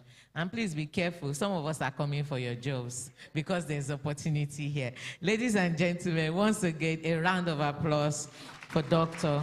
Thank you for that. And we will be going forward now. But before we go, I'd like to call on Agbola to just come and usher us into the next half as we go into tea break. Agbola, you're welcome. Okay. Are we having a good time here today? Great. I'm so happy. Thank you so much, our panel. Thank you, Dr. Blaze, Dr. Abiodun, everyone. Please, let's give the panel a round of applause. Yes. I was so happy we gave him a standing ovation. I would have given on behalf of all of us if we didn't, but I'm so happy we did that. Thank you also, Buki. We've been having a good time, and we'll be going for our break shortly. But just before going for the break, I'd like to introduce, recognize the Director General of the Manufacturers Association of Nigeria, Dr. Kadri. He's represented ably by the Director of Corporate Services, Mr. Ambrose Chukuma Oruche. Now, okay, please, sir, please come forward. Please come forward. Please, sir, come and have a seat forward. And I can see Sheyi. Is that not Sheyi? Aha. So Sheyi is the HOD of a department innovation. They are the ones transform. Sheyi, come on, give a wave. Just wave, just wave. All right, so Sheyi's team and Manufacturers Association of Nigeria have embraced enterprise risk management in totality. They've said this is the way they want to go. And myself and Mr. Kitola, we were there a time ago talking to them about digitization in Manufacturing Association. I can assure you that in all countries, the Manufacturers Association of every country carries 15% of the GDP. They carry the weight of 15% of the GDP. So Enterprise Risk Management and Manufacturers Association are trying to forge ahead to get into that space. In the last quarter, we had a very beautiful GDP, but inflation wiped it out. So we're talking to them about digitizing, and Sheyi is leading the team. Mr. Ambrose Chukuma is there, and the Director General is in total support. He has embraced enterprise. In fact, the ship of enterprise risk management has bettered in the Manufacturers Association of Nigeria. And so the enterprise risk management, with the leadership of Mrs. Ige and DG, they're trying to get into other sectors. A while ago at the beginning, I don't know if you saw how related enterprise risk management is connected. Please, media, can you help me show that picture? See how connected enterprise risk management, good, that's it, into every facet. Every facet. Can you look up everybody, please? Maritime, real estate, public sector, security, sports, oil and gas, capital market, health, entertainment, banking, health, hospitality, manufacturing, aviation, power sector, ICT, SME, insurance, agriculture, real estate, maritime, public sector, security, sports, oil and gas. I will go again, no? I should continue. All right. So there's enough job for everyone. Is that not so? Yes, sir. And the pie is large. Is that not so? If the pie is large, is that not so? If you think the pie is large, let me see your hand. Just wave. The pie is large enough. So even if we divide ourselves into all these sectors, I'm sure we'll still be looking for more people. Is that not so? All right, good. Thank you very much. So without wasting much time, we'll be going for our tea break. And please go for the tea break and come back. You listen to Dr. Abiodun Adedipe. Come back and listen to Mr. Godson Ikibie. The tea break is going to be about 30 minutes. 10, okay. 10 minutes. Okay, so please go and have your tea break and come back. Yes.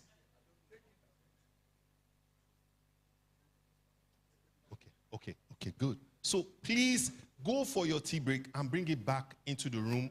This is now 5 minutes to 1. I'll expect all of us back by exactly 5 minutes after 1. Is that fine? All right, good. Okay, thank you very much. Please, let's just find our way for the tea break. Thank you very much. A round of applause for yourselves as you do that. Thank you very much.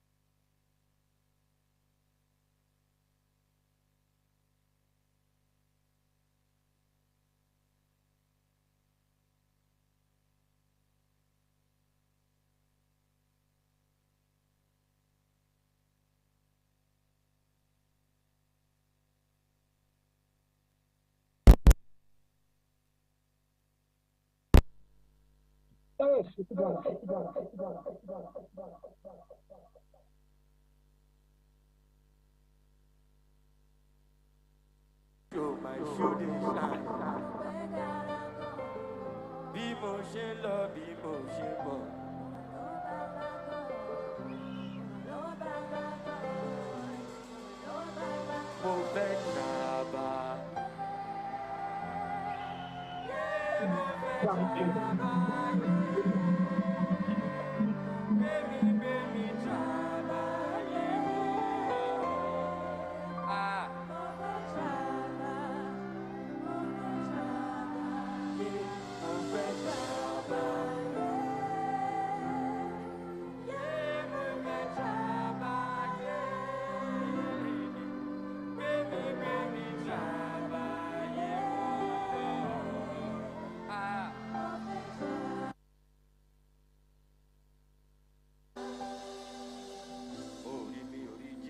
mi kò sí ìjà ní ṣọ́ọ̀ṣì àdúrà ní kí n ṣàmì gbogbo tó lé gbogbo ẹ máa ń pa mí bó ṣe wá mi lámẹ́ lọ́nà wá mi ní Jámánì jásì ṣòrí standard mi Jésù kù ní Calvary òun ní fada mi nobody fi Gaza mi Balenciaga òkú nípa aza mi ọmọ Ọlọ́run tó fa poli Olúwa ló dá ewé àtẹ̀gbò my brother nobody holy ọ̀gá dey wey my money no dey tell me story Mr. Money máa pé kúlẹ̀ poli by PJ by designer na the lifestyle I desire I'm on fire Alhamdulillah I dey go far no be where I dey yesterday na him I dey now.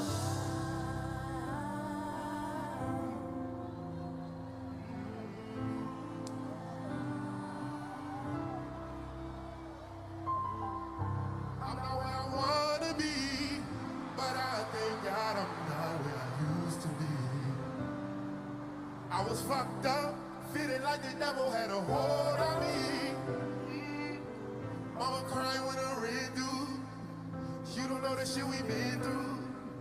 Wasn't nothing that I could do. Watch it rain on me. Took too much loss since we were down. So we gon' ball out every time we step out. It ain't nothing that I can't do. Look at all the shit I can't do. Lost some niggas on the way, but I'm still here. Yeah. Blessings, no, no, no. Blessings, oh. Blessings. Blessings. Blessings. See, blessings. I'm not where I wanna be, but I thank God I'm not where I used to be. I was fucked up, feeling like the devil had a hold on me. Mama crying with the rain do. You don't know the shit we been through. Wasn't nothing that I could do. Watch it rain on me. I watched it rain on me. Make some noise for Friday.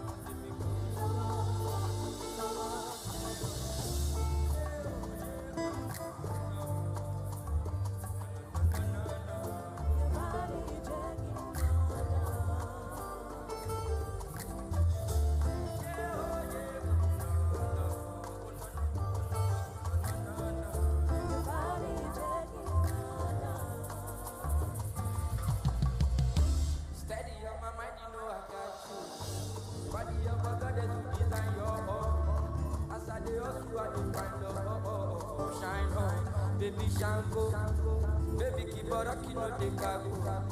This no be animation, no be cartoon. As I dey hustle, I dey find shine on. Baby Shango, kilo feno. Timba fue, show my jeno. Give me your love, Mr. Money, and I'ma give you bang, come inside you. Bad man, they are so I no get anybody, and I go take care of you. And I want to make all logo, I'm a show for no. Your body taking no. Oh no, no. Yeah, oh no. Your body taking no. My body, let go.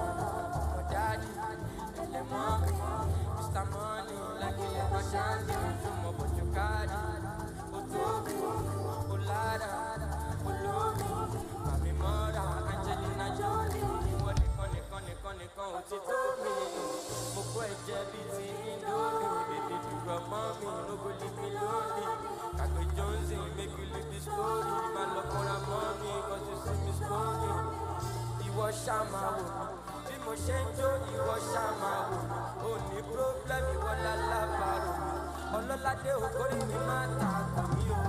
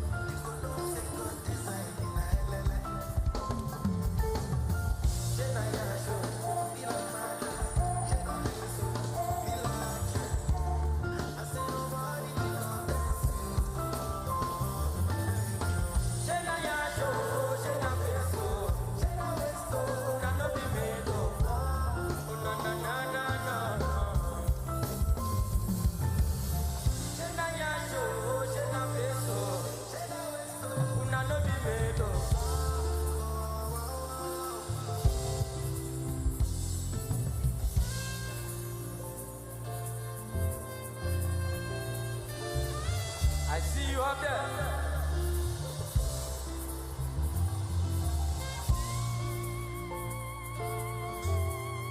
Everybody's looking good tonight. If I say hi, you say ayakata.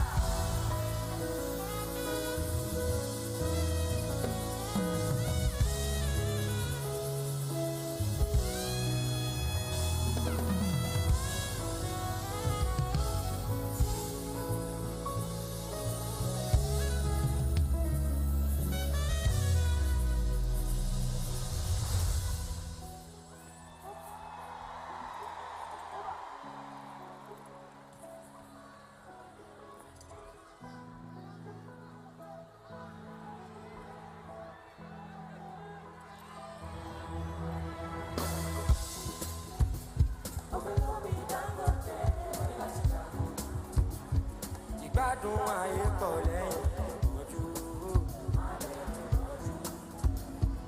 Sun's gonna shine on everything you do. Ọmọ lókun lè wá kú, kò ti gbé báńkì. No dey form say you charge you, try to dey calculate. I dey celestial handle my situation, all my pains and my troubles. Steady light in my candle, chop no we be part of the struggle. No man. Sun's gonna shine on everything you do.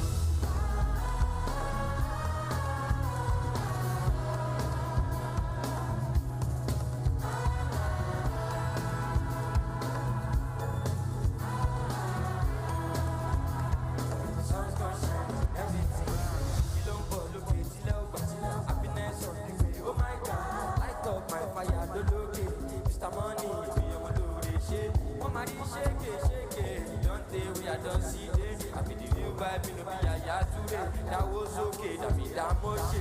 Eyes on me, I no be bolo. Tamolo mommy, no be solo. Money rent, they jack a solo. Body new mama, get some mommy job. 24 karat, sati, baby jazzy, I be classy, blue matty. Bad boy from starting, no Miami, you live for me. Oh my, you go kafu. Ovelo be dangote, only lati jago. Ìgbádùn ayé kò lẹ́yìn ìpọ́njú. My baby, sun's gonna shine on everything you do. I'm alone when you walk. I put it back. No dey form say you judge, you try to dey kaku. I dey celestial handle my situation, all my pains and my troubles.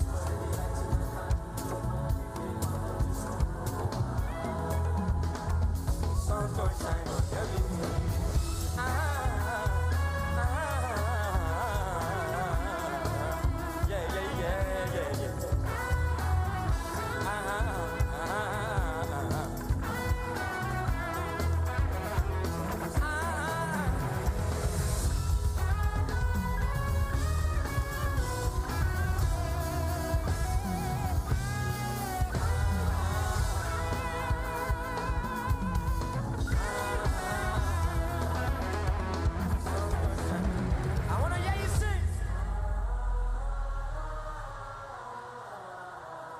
Wash it, wash it, wash it.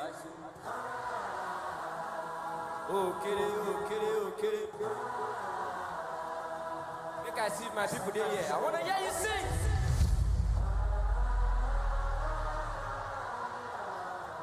Wash it, wash it, wash it.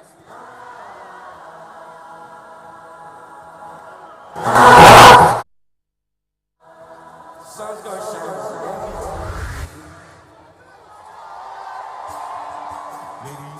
Ladies and gentlemen, Sunday Varro, the Lighthouse Family.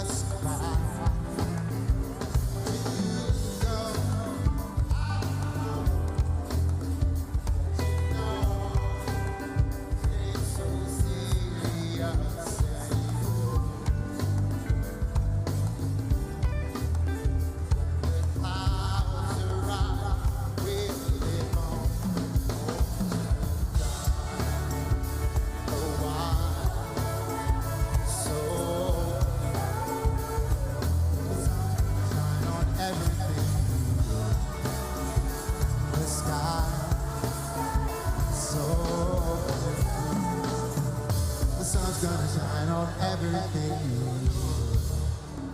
that you. Sun's gonna shine on everything.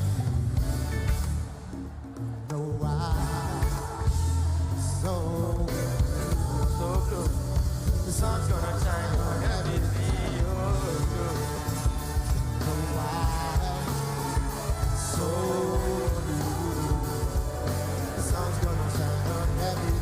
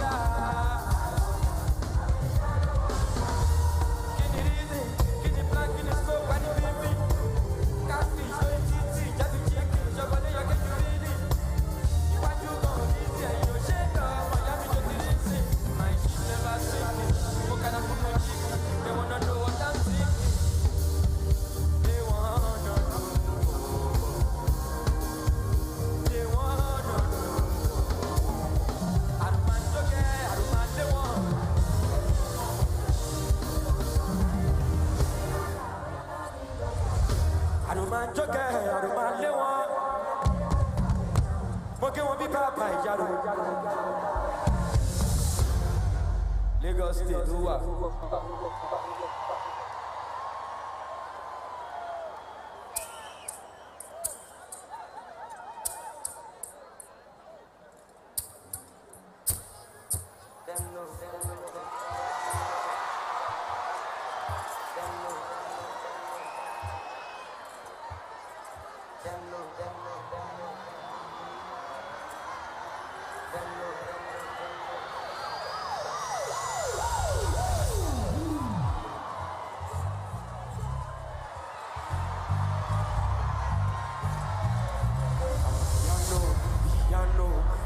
Vibe, but the girls them know.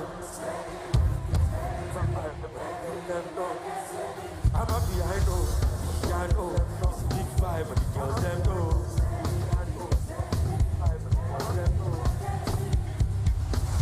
Come in, they shout hallelujah. Every day feeling like a new year. Overseas they won't chop me like suya. Come on, no video for this lawyer.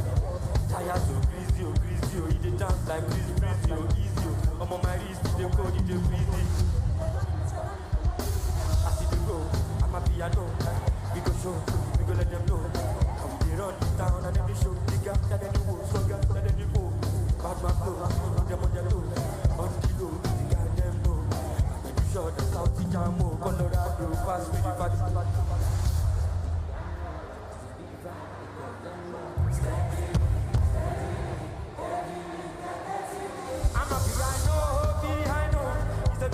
But the girls there know.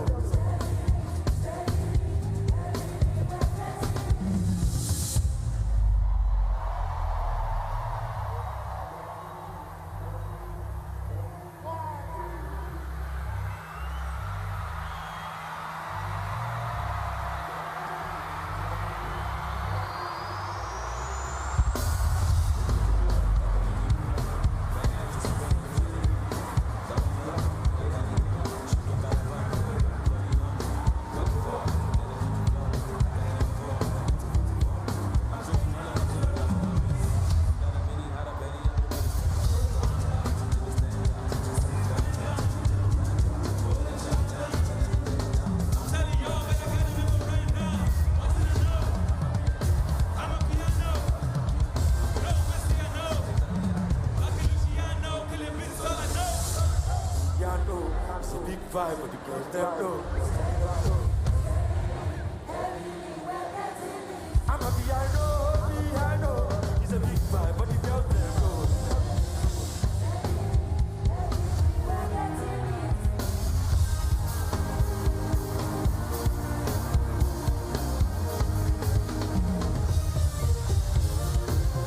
I see the go, I'm a piano, we go show, we go let them know.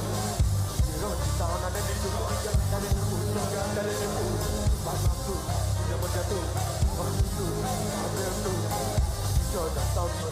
Colorado.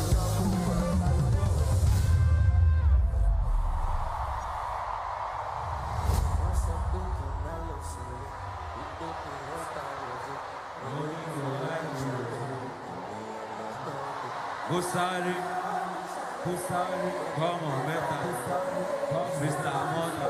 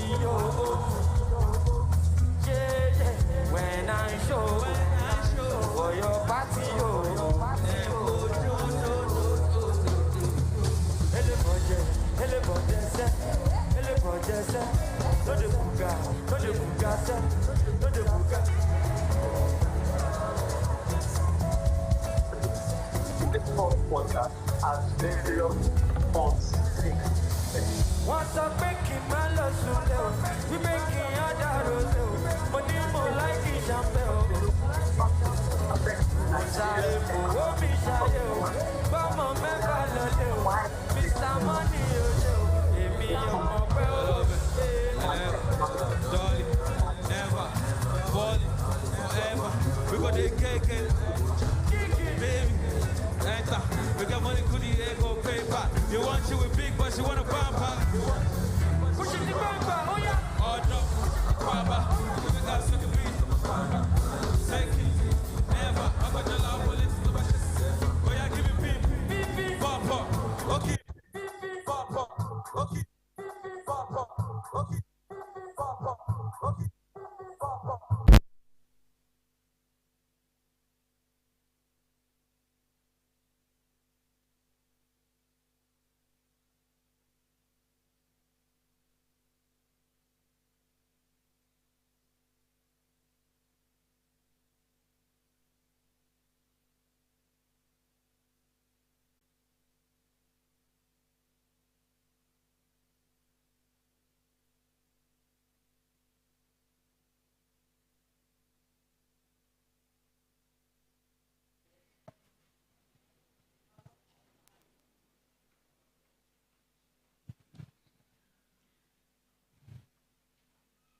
Distinguished ladies and gentlemen, can we please come in? We're about to start, or we're about to continue.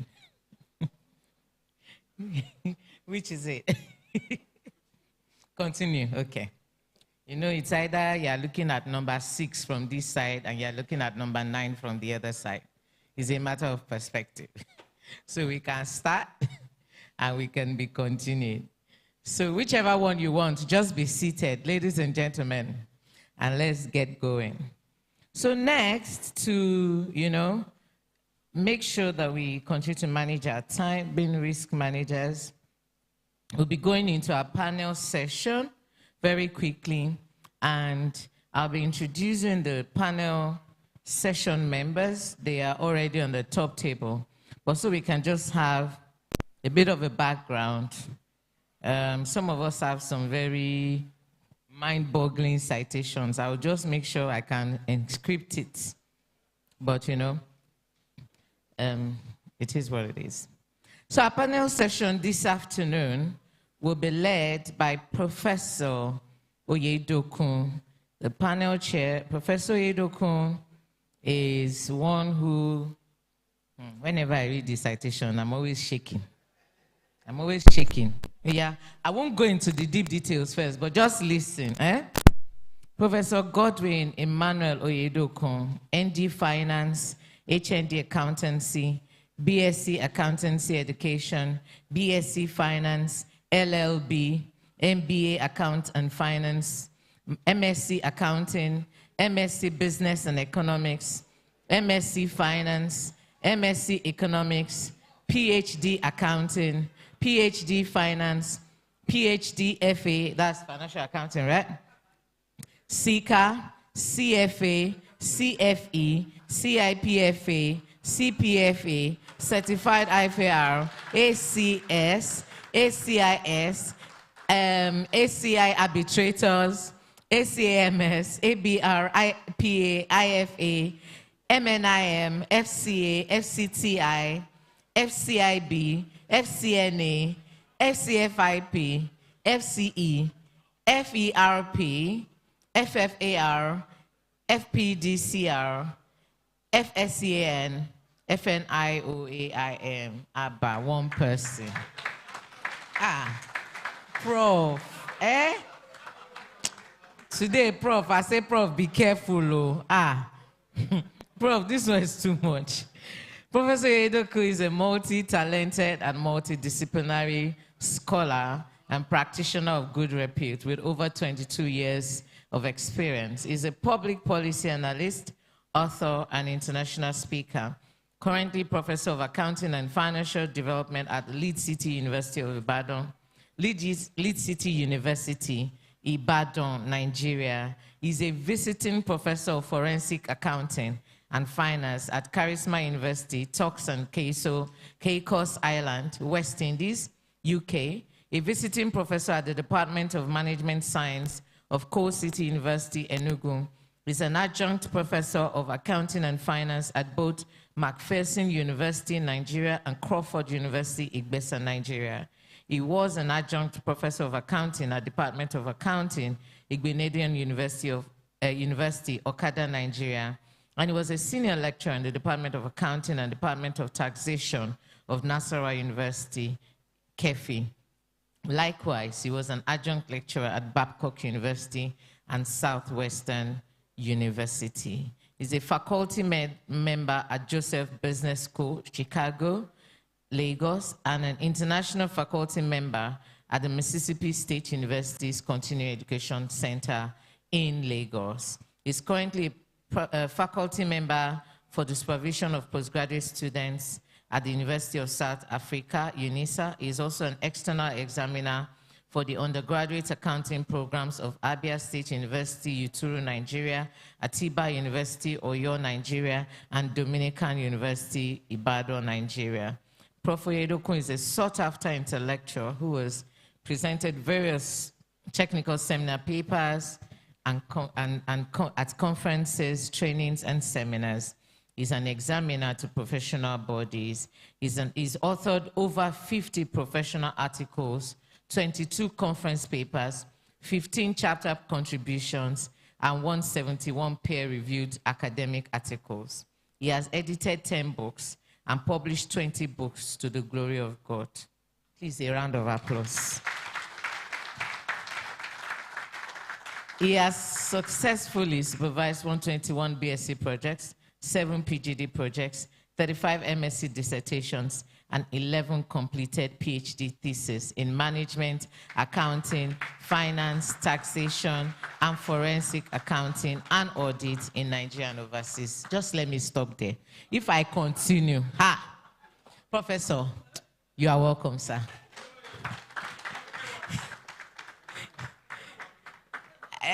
In the past, I would say when I grew up, I ought to be like you, but nah, not this one.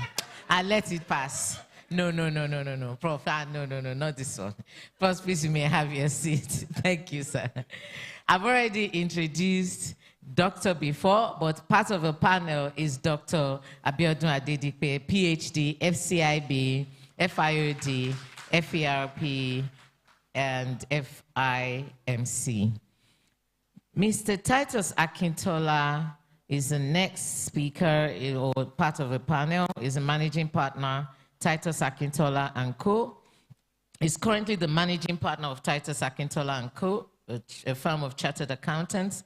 Mr. Akintola holds BSc and MSc degrees in economics, is a fellowship member at the Association of Enterprise Risk Management Professionals, that's us, the Chartered Institute of Taxation of Nigeria, Compliance Institute of Nigeria, the Institute of Management Consultants of Nigeria, and the Institute of Chartered Accountants of Nigeria. He's also a certified risk manager, CRM, and fellowship member of the Chartered Risk Management Institute of Nigeria, CRMI. Honorary senior member of the Chartered Institute of Bankers of Nigeria, certified management consultant of the Institute of Management Consultants of Nigeria, and honorary doctorate of Business Administration, DBA, from the Commonwealth University College, a division of St. Clement's A Commonwealth, Esu, Cotonou, Benin Republic. Prior to his banking and financial services working experience, which spans areas of internal control and audit, general accounts, risk management, and compliance for over 25 years, he had over 5 years of experience in professional accounting, audit, and management consultancy service.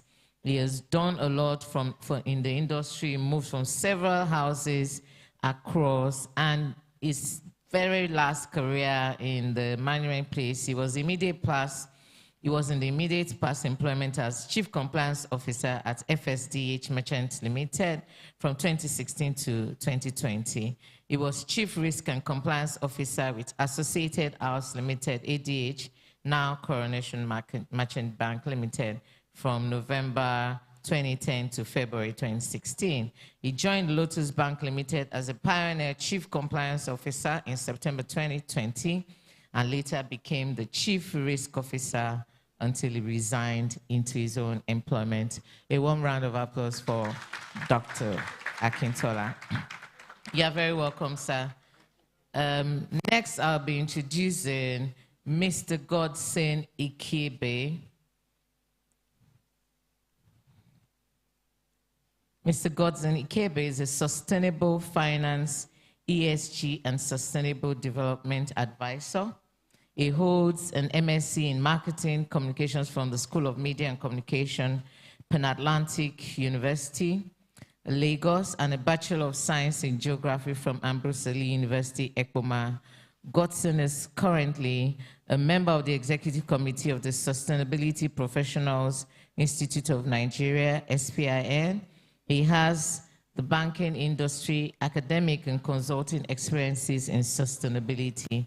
He has managed and led sustainability teams at PricewaterhouseCoopers, PwC, Ernst & Young, EY, and the Lagos Business School, Pan Atlantic University. He was a founding research fellow of the Knowledge Economic Group, a think tank that conducted research on the knowledge economy in Nigeria.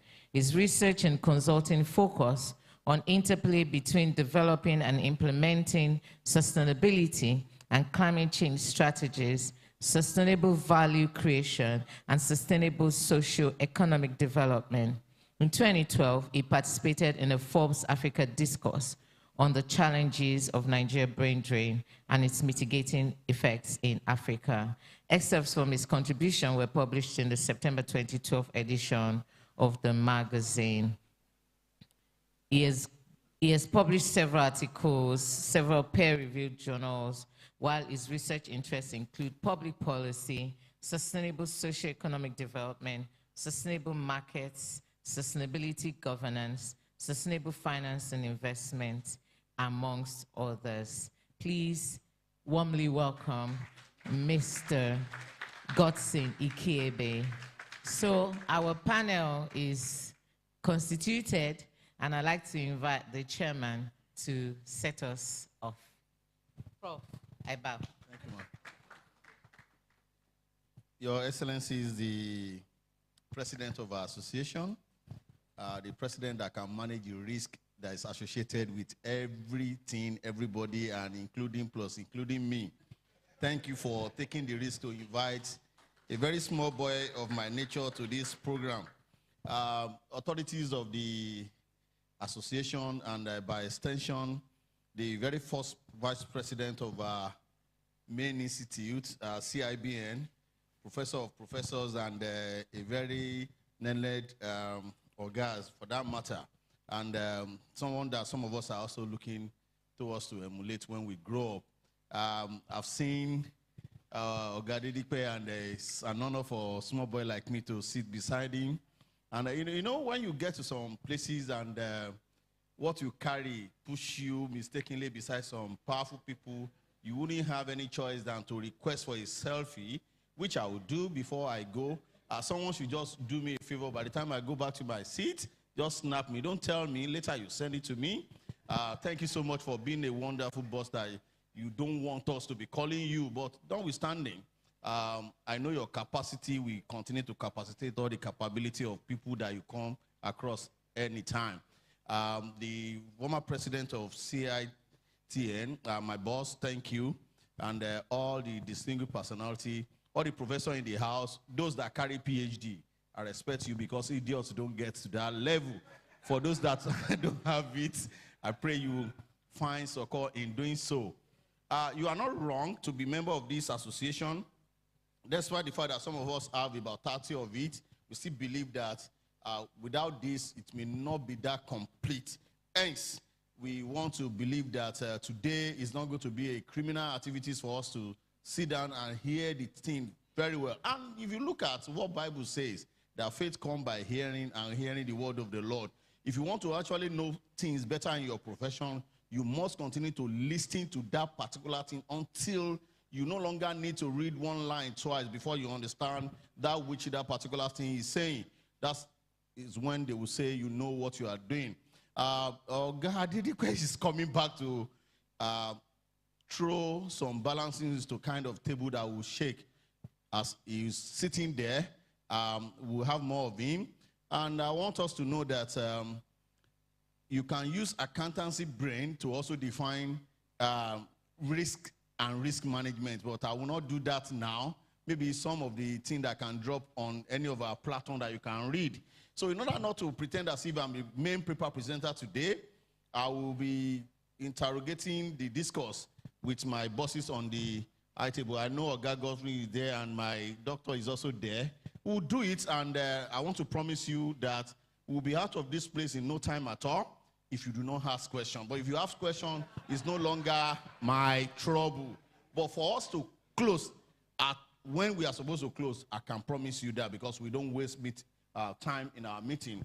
To start with, let me call on my boss, Gustin, to quickly come and tell us what he has in store within 10 minutes. Unfortunately, some of us are very disciplined when we talk about time, and I know you will say, thank you for listening. 1 minute to the 10 minutes I'm giving him. Can you put it together for him as he leads us in this? Thank you very much, and thank you, Dr. Adedikbe. You know, I have never met him, but you cannot be in the industry, for example, consulting, not head of Dr. Adedikbe.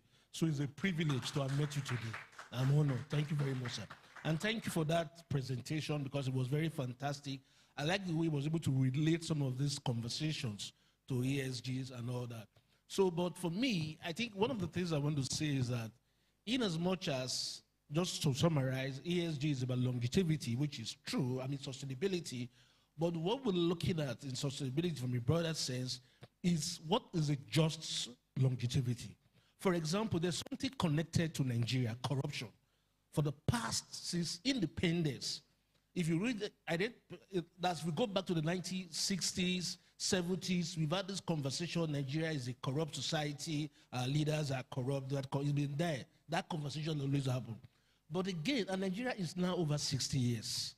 Is it the kind of business we want to grow, or the kind of organization that we want to know? So we want to have, for sustainability here, we want to have a business and a society that is just, right, in relation to corporate governance practices for an organization, in relation to market governance practices for a society and a country, and in relation to how we engage our environment and the people that work for us. And I would also say again, and when we look at sustainability also, we go back to sustainable development. The 1987 Brundtland Commission, which defines sustainability as progressive development. That the needs of today needs to be protected so that the future needs of the people, our children not born yet, would also they will have those needs, and we will not misuse the needs that is for them. So for me, it's about progressive development. It's about sustainable socio-economic development. How do we grow as a society? How do you grow as an organization from the stage that you are to a more progressive stage? And as risk managers, one thing that I know working in organizations is that risk managers at times act like Nigeria policemen. But again, that is problematic. A risk manager should be thinking of opportunities. For example, there's a bank in Nigeria today that is already thinking of developing electric vehicles markets.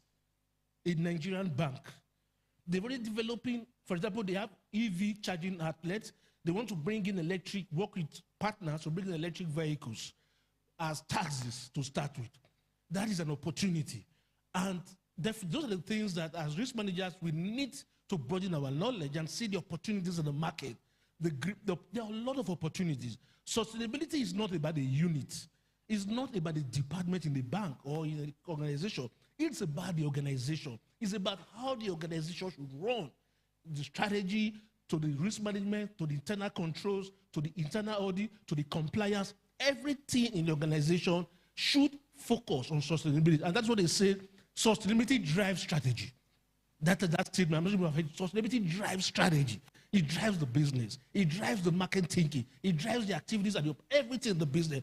And as risk managers, you should be core in doing that. Don't leave it to the sustainability unit and say sustainability unit, there's a unit. No, that is not what it should be. And that should be fundamental to our risk managers team. So that's what I want to leave you before the panel session. So thank you very much. And it was nice to meet you.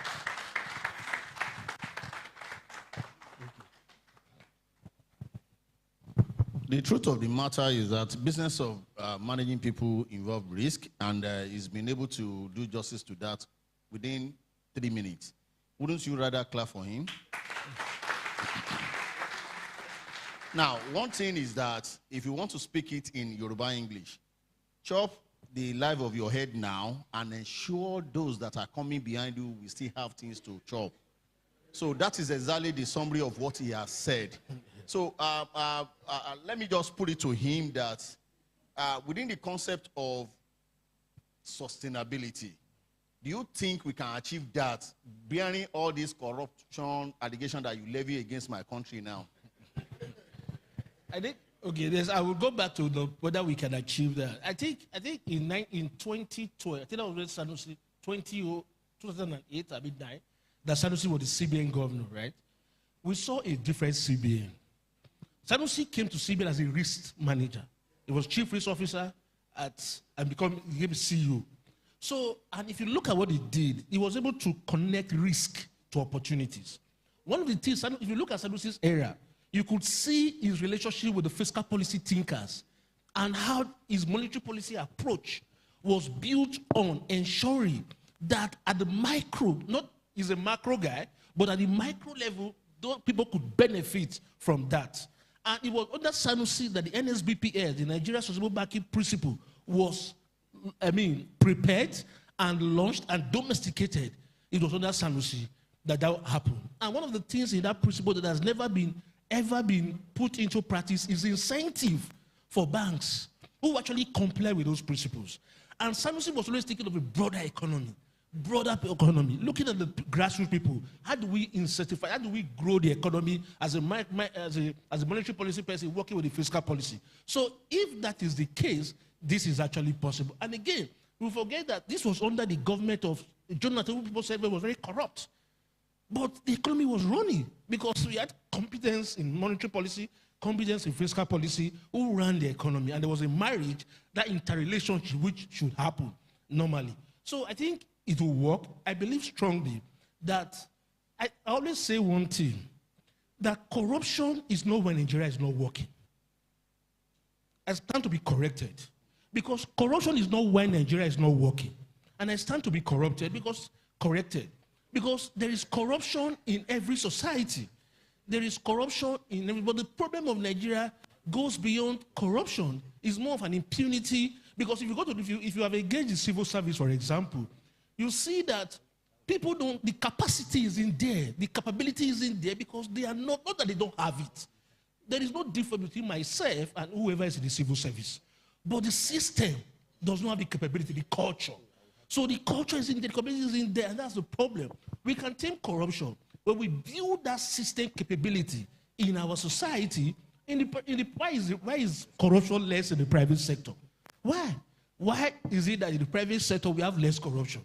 It's the same people. So we need to build a system as a nation to de-emphasize corruption and discourage and disincentivize corruption. And that is what is most important.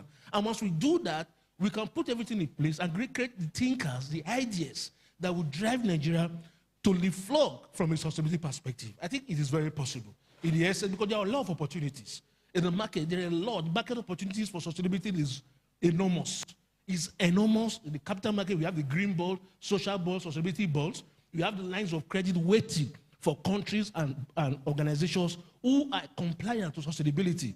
They are enough. The DFIs are throwing money, billions, multi-millions of dollars at organizations in Nigeria. Say, just comply to this, we will give you $200 million.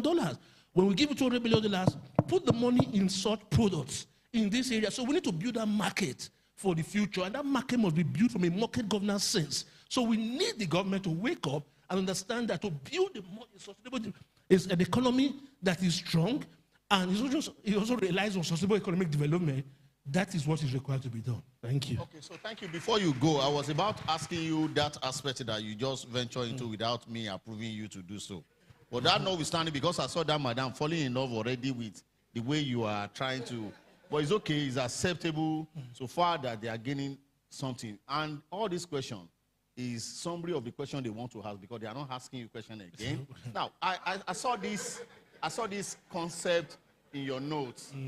I saw this concept in your notes about market governance. How will you relate it with sustainability and integration for socio-economic development. Please, you have 60 seconds to do that, otherwise you'll be charged. No problem. Thank you. Thank you very much. So market governance is using regulations, mechanism, tax incentives, loans from government to drive, and capital market to drive economic development. And what are market governance instruments? For example, the capital market for sustainability, you have like the green bond, like I earlier said, sustainability bonds, social bonds. These are market governance instruments. From a voluntary perspective, DFI, you have the voluntary, we have the lines of credit, which are tied to sustainability. Then from the government, if you look at, I don't know, you know the Inflation Reduction Act of the US. Funny enough, the Inflation Reduction Act is actually the Climate Change Act of the US. But because of the tension from the Republican Party, it was coined as Inflation Reduction Act. Very, very sexy, not climate change. Now, if you read that act, the government is going to spend close to $1 billion or so to incentivize businesses for clean energy technology, EVs, and different other sectors that will grow the economy and create new jobs. Reduce taxes, and even up to consumers. Consumers will benefit directly. This is what is lacking in our society. We will not do at the scale of America, but even at our scale, we don't have such regulations. Our Climate Change Act has nothing. The only consequential thing in that document is carbon tax, another tax. Not incentive, not even emission trading systems, which is better. So these are some of the things that government needs to do. So when the government needs to play that role of actually enhancing the market, creating the infrastructure for the market that will enhance the financial sector, the real sector, because the real sector cannot grow without the financial sector. It will not grow. Any society, because you have the real sector, you have the fiscal and government, which is very important sector. You have the external sector and the financial sector. The fiscal and government is key. The external sector is also, with fiscal and government, you can control, you can manage the external sector. Then the financial sector also needs that level of regulation with funds required to be able to build into the real sector, which would not make the real sector to grow. And this challenge that we have in Nigeria possibly stop. So that is what I mean by market governance mechanism. Thank you. Please, can you put it up together for him? Please drop the mic there as you walk majestically back to your seat. Drop the mic, sir. Please, the more you clap, the better for him to sit down here. Thank you. I remember when I was very young, when I present like this, I always get so many cards from ladies. So did I mention that? That was a very... See, I decided not to stop him at 60 seconds because he introduced my prof. All those other concepts that I did not ask him, but it's to the benefit of the audience. So permit me that I did not ask him to stop at exactly 60 seconds. So I would like to bring on board now Mr. Titus to come and do what he loved doing best. However, he's been warned and he will not waste your time and you will enjoy every bit of his time with you. Please clap for him. Good afternoon, senior colleagues. In 1979, when Shagari gave the late Chief of Afemi Awolowo GCFR, he said to give honor to whom honor is due is in itself an act of greatness. So I recognize everybody here and I give honor to whom honor is due. So proceeding to the matter at hand, I want to commend the transition to ESR reporting and standards in a digitally enabled world is not without its challenges due to the cultures, processes, reporting, and regulation all being created in the pre-digital environment. Dr. Adedikpe has given us an exhaustive example and all the case studies. But what I want to bring out here was that I will also use the example of myself throughout my career. I was chief risk officer, I was chief compliance officer in banks. And on 2 occasions, I was told to resign my appointment because I insisted that the right thing should be done. So these are worst cases of corporate governance that we can see. So basically, if you look at the whole concept of the risk, the greatest is operational risk that will arise from failure of people, process, systems, and external events. People process, if it's short, and systems, if they have shortcomings, they will work. External events, God has given us a divine protection. We don't wake up and see flood driving people away or swallowing people. But what we don't be able to manage in a typical Nigerian environment is people risk issues. I've sat at top executive management levels of organizations where we are holding a meeting on how to sustain the going concern of the organization, and the MD himself has set up the system to fail. That's what is making us having all the problems. So it is always a challenge. It is easier to refer to what is happening in developed environments.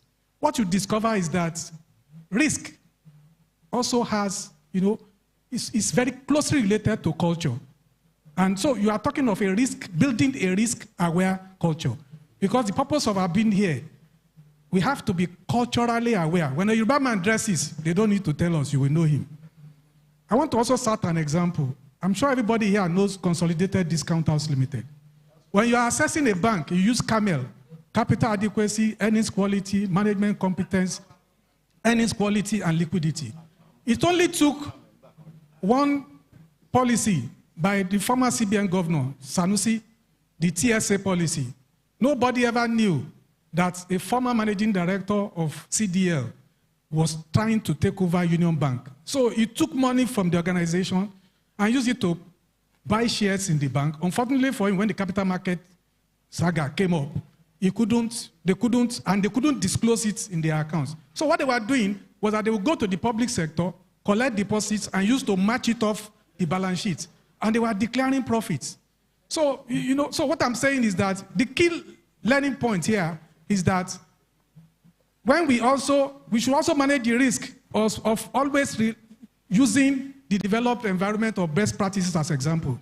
Because if you look at the structure of Consolidated Discount House, even Augusto, the rating they give them, they said it's an institution of sound financial stability and ability to meet expectations, obligations as at when due. So they were rating them AA. They said their management is constant. The management is stable. It was that stability in management that should have given us a red flag to know that something is happening here. So they were busy handing over to each other because they were covering something. So this is, I'm just saying this so that we need to cover some of this culture.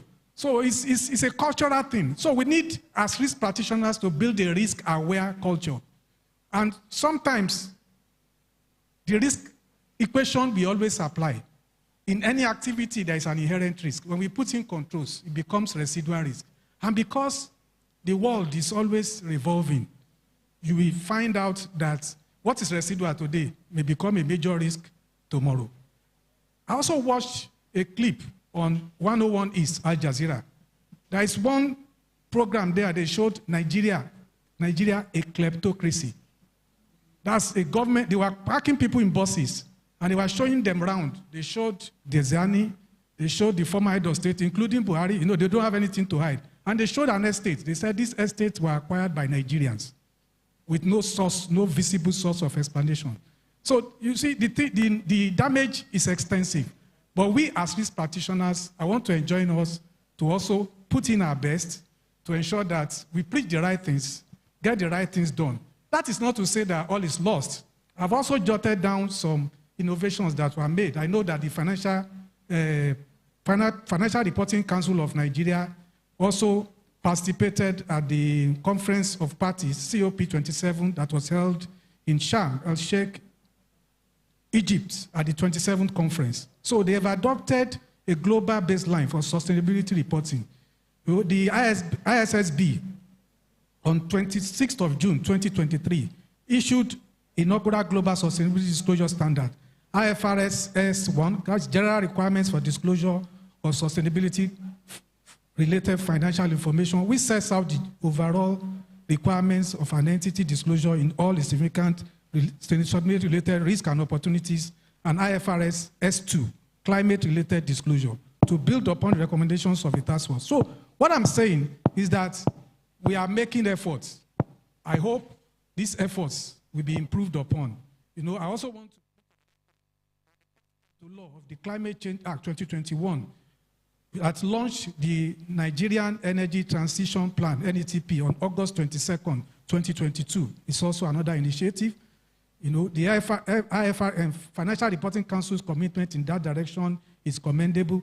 The Nigerian Exchange also announced a partnership with the International Finance Corporation in the fourth quarter of 2022 to stimulate issuance of green social sustainability bonds in Nigeria to improve financing for progress. While all this, our efforts in the right direction.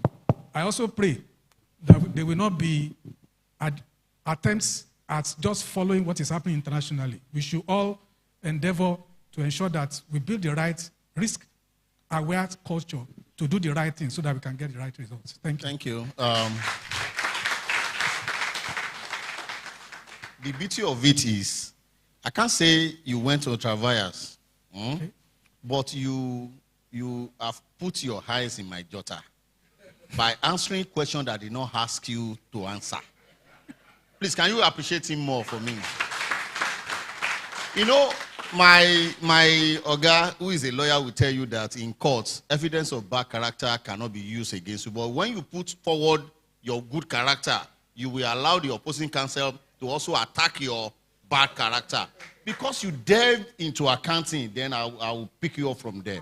So what would be your mind? What would be your mind concerning this international standard you just mentioned? How do we connect? And you have 60 seconds to answer without using mathematical table. How will you connect this issue of accounting standard, helping us to mitigate risk that all of us are sitting here? And we said, we need not be accountant, you need not be banker before you can actually work in risk environment, according to the web of risk given to us the other time. Sir, do not enter spirit. Just control the spirit to answer this question within 60 seconds. Okay, thank you very much. I think the international financial reporting standards are also an attempt to ensure that their best practice standards are set up. You know, let me just divert. You know, recently, I think last week, ICANN and Financial Reporting Council, they said they are doing practice verification and practice standards. So they actually came to my firm, you know, and they were bringing it, they were giving me ISQM, International Standards Quality Management. So I was telling them, you see, you do not just copy, they just went to the internet and copy something. And you are talking about infrastructure. I said, for example, you are sitting in my office now, there is no light.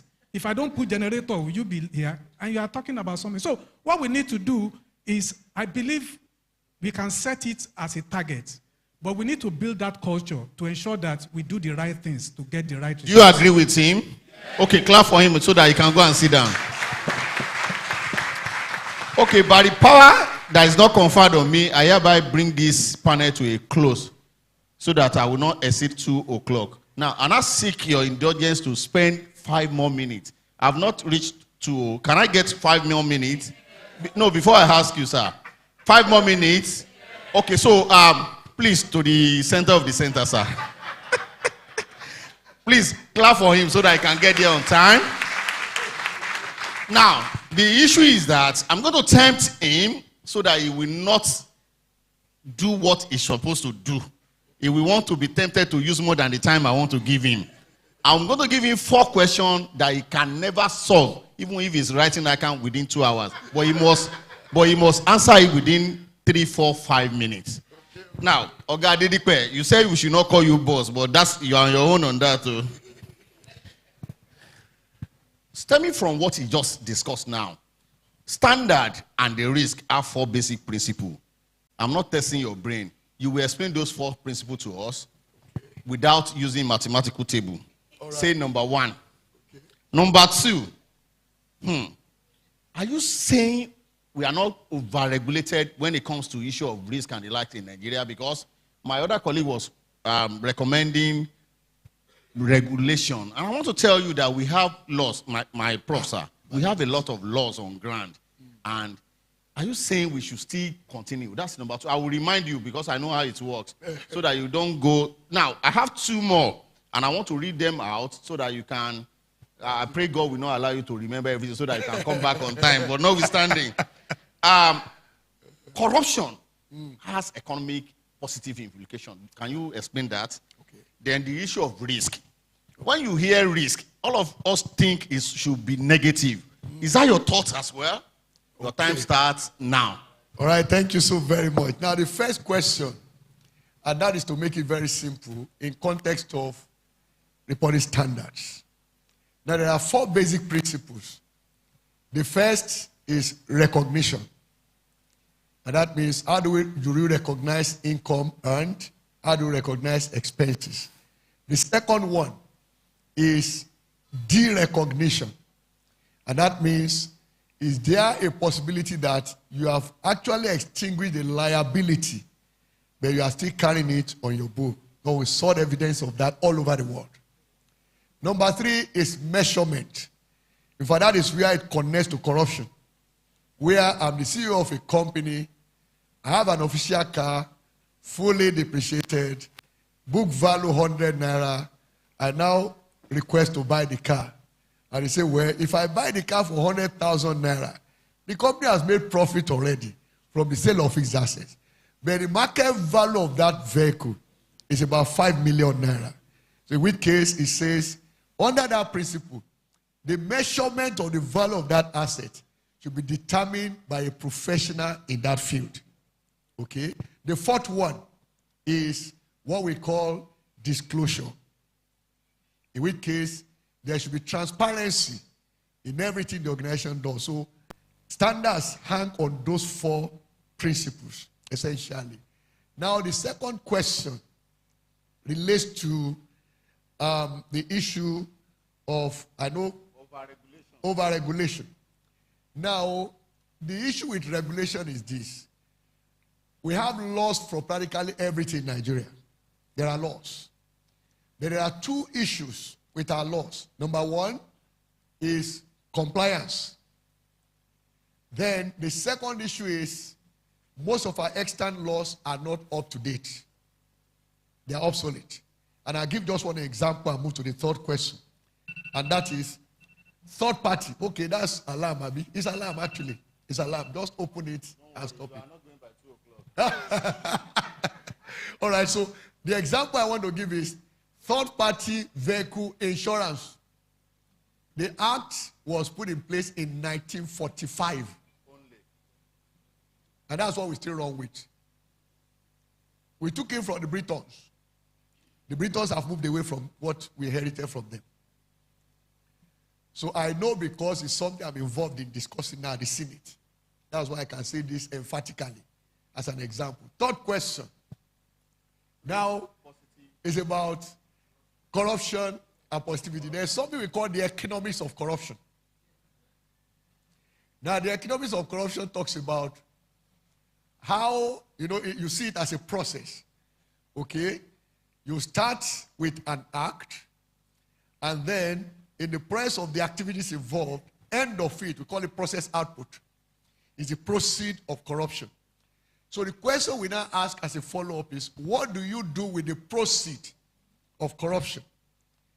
Is it left within the economy locally, or it's actually transferred offshore?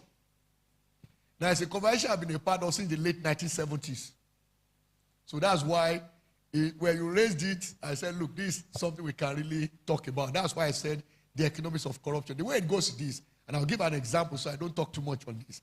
In 1997-98, in fact, 97, the East Asian crisis, Malaysia faced this issue.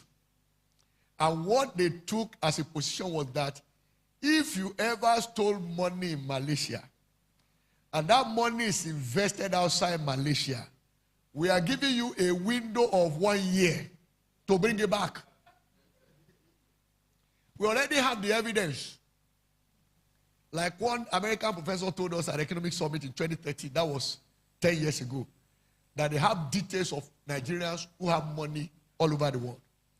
And as at that time, almost $1 trillion. So in Malaysia, they said, look, we have the data, we know you. If you don't bring it back within the window of 12 months, you will go to jail. So people started bringing money back. In fact, the first evidence for the stock market, the Malaysian stock market revived quickly in 1998. The economy also rebounded. Okay? So that, we say, is an illustration of how to manage the economics of corruption. Now, the final issue is what I would describe as the risk-reward relationship.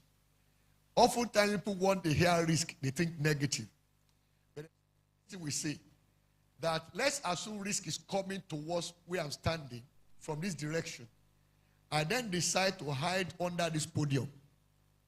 The principle we say is this: whoever hides from risk is also hiding from its reward. So in which case, every risk comes with reward.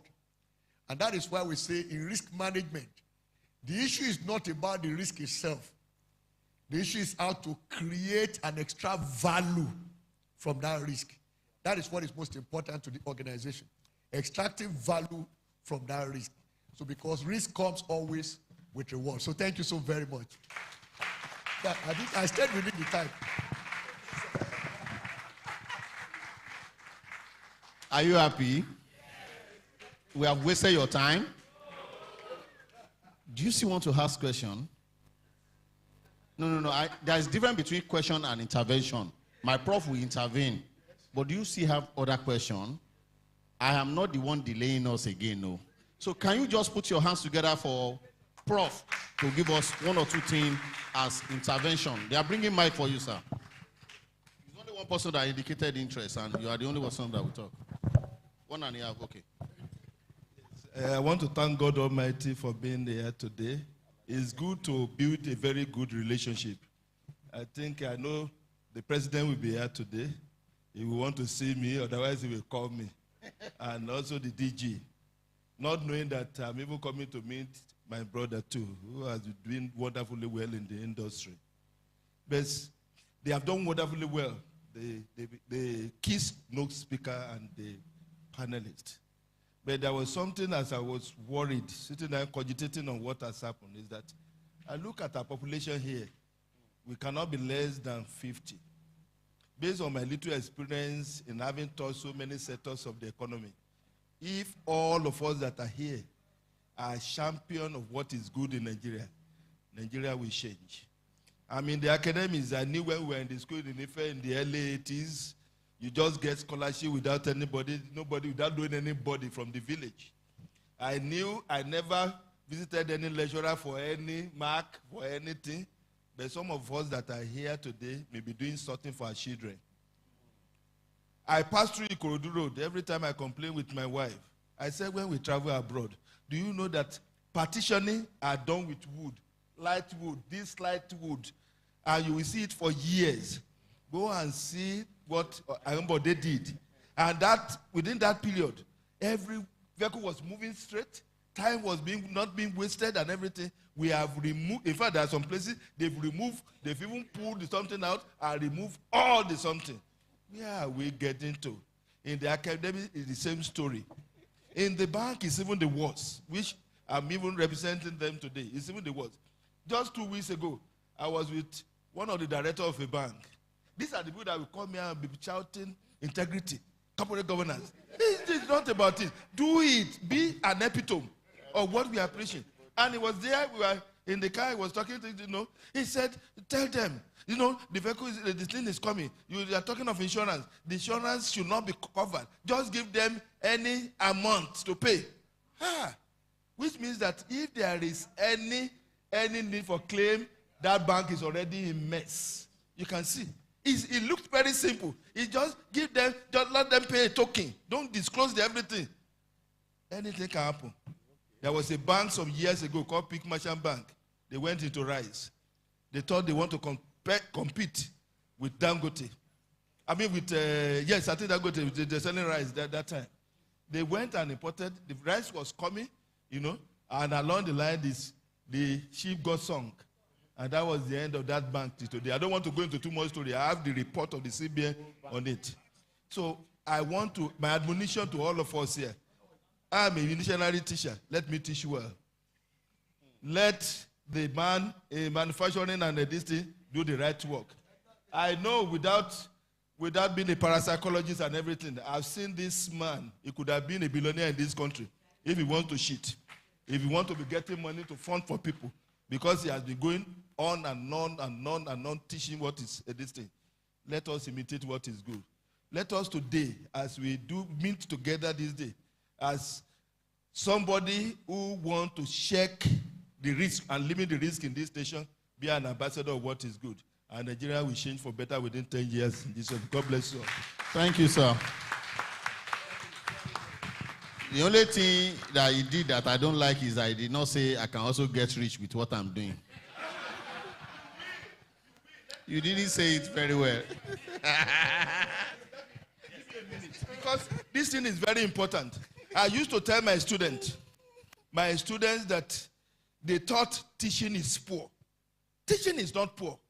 It's you that can make teaching poor. Today is my birthday. I've received more than 500 people. If I go to Europe, everybody will be struggling to have me. I am going to be, if I'm president of CIBN tomorrow, it's not because I have money. It's not because I have anything. It was because of the way I comport myself in classroom. I touched life. I touched people, that I changed people for better. I told them of my story. I was nothing. I came from the village, and God changed my situation in Lagos, that if I can do that as somebody without any help, they can do better. And they are doing better. They are not for today. So don't let us, it's not about Naira and Kobo alone. There is a time when the reward will come. And the reward, when it comes, it is unstoppable. It is unstoppable. Still, he has not faced me. He has not seen face me. My friend is enjoying. You can see the catalog. There is nobody will hear all those qualifications. And not just the qualification, because I want us to go home. It's not just about the qualification. You can see the way he was able to demonstrate versatility. That is, yes, that's what we're talking about. And will you not call him for something? As I was here, I was thinking, I think I facilitated for him in UAC some years ago. That was my first contact. And I thank God I did, from the school. The money I make from this talkie alone is more than 3 times the salary I earn. Not to talk of the good way I enjoy among my students who are now MD, who are now GM or banks and everything. It shall be well with you all. God bless you. Amen. Okay, thank you, sir. Okay, so only man standing. You see a question, or you have changed your mind because of the... Okay, please, you can stand and give us your question.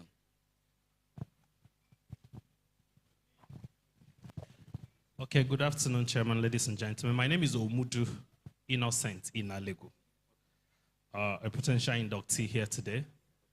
My question is with regards to sustainability. While the class was going on, I was reminiscing and I'm seeing from the global review, or from the global view of what sustainability means. And I tend to ask myself this question, so I want to pose it out too. That at what point can one say a venture is no longer a sustainable venture or business, since a death of one venture opens the door for another venture? I am coming from this perspective. I work for NDIC. Let me give an example. Assuming a license of a bank is revoked, that is an opportunity for a receivership manager or a lawyer to get to work. Can you say in the global view that this is no longer a sustainable trend, since it has opened a business for another person? Okay. That's my question, Thank sir. you so much. That's a very brilliant one. I will give opportunity for my guys to talk. You were saying, okay, that means you have solution to the problem.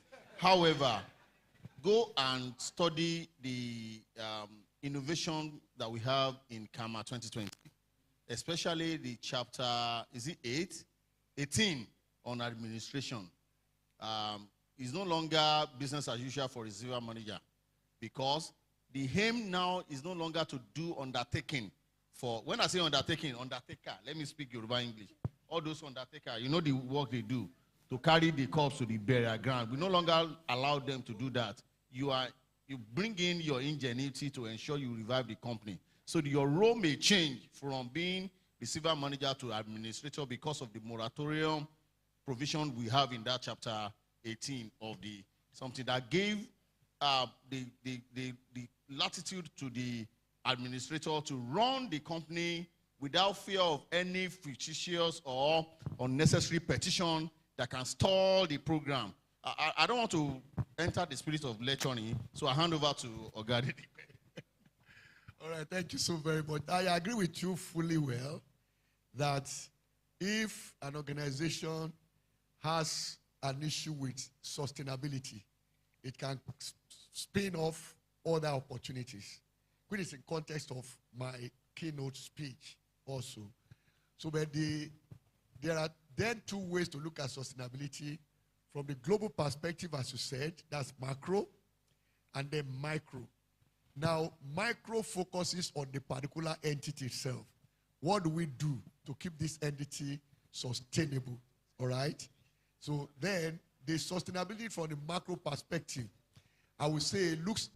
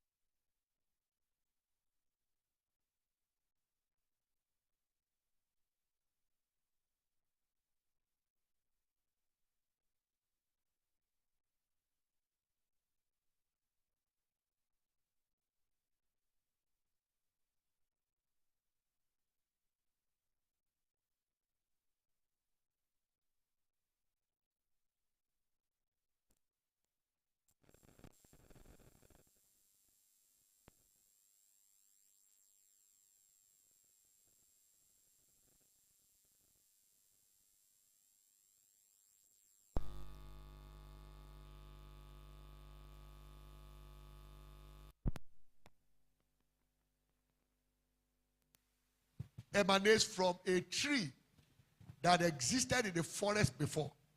Without the tree being cut, you couldn't have made pulp.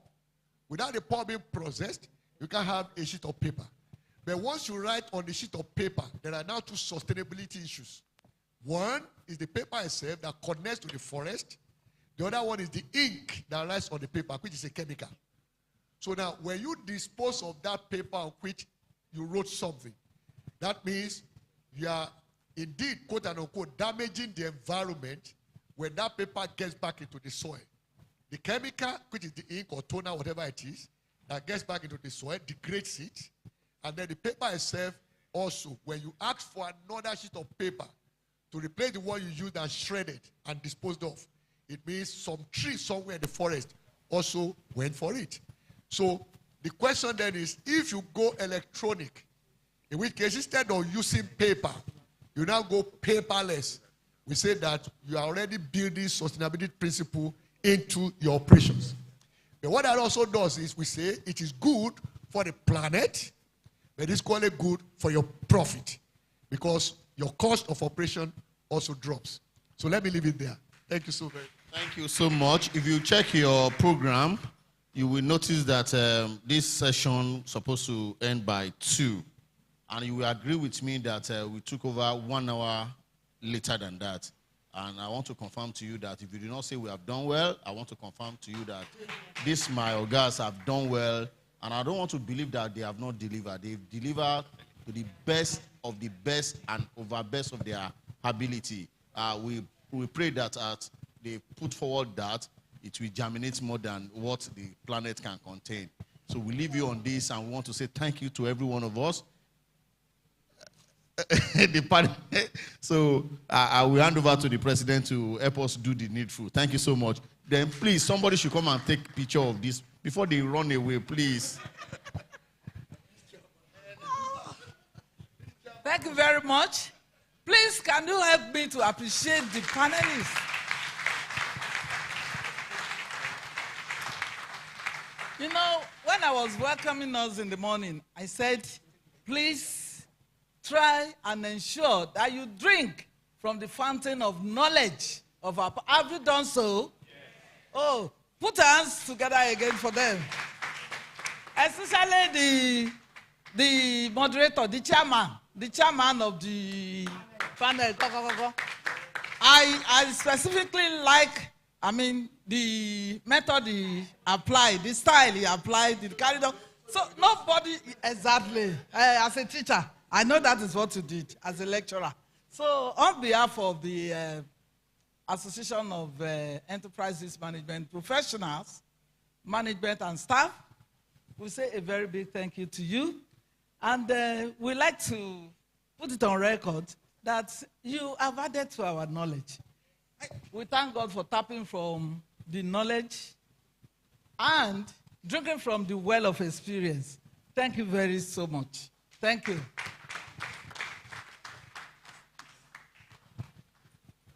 Thank you, Ma. Please, I would crave your indulgence that we stand up and give this panel a rousing round of applause. Come on, let's do it together. Let's do it together. Let's do it together. Thank you so much. Thank you so much, Professor Yedokun, Dr. Biodun Adedikpe, Mr. Titus Akitola, Mr. Godson Ikibe, and our president. Thank you so much. Please, you can have your seat. You can have your seat. Thank you very much. You can have your seat. Without wasting too much time, I'll just recognize two people, and then we move on to number 15 while they are taking the pictures. In our midst, we have Mr. Oluwole Adeosun.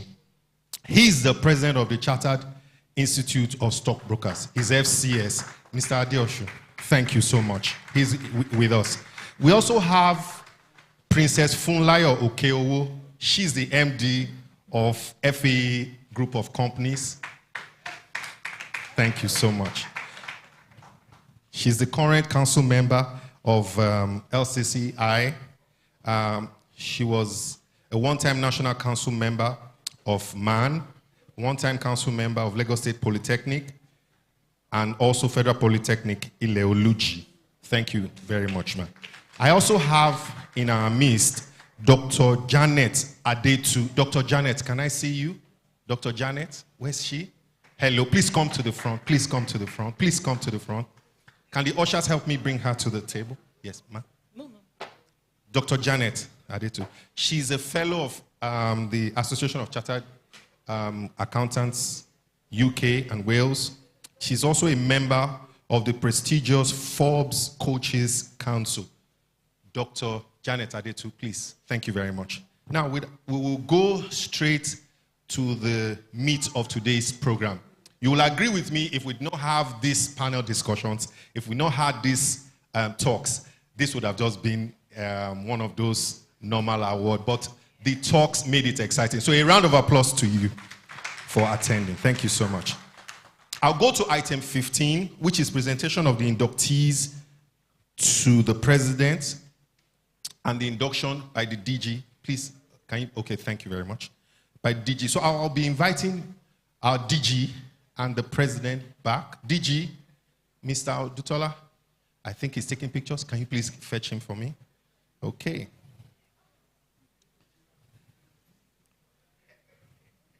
So I hope the inductees all have your tags. If you're an inductee, I hope you have your tags on you. Great, great, great, great. All right. Okay. Oh. No, please. We'll take it after.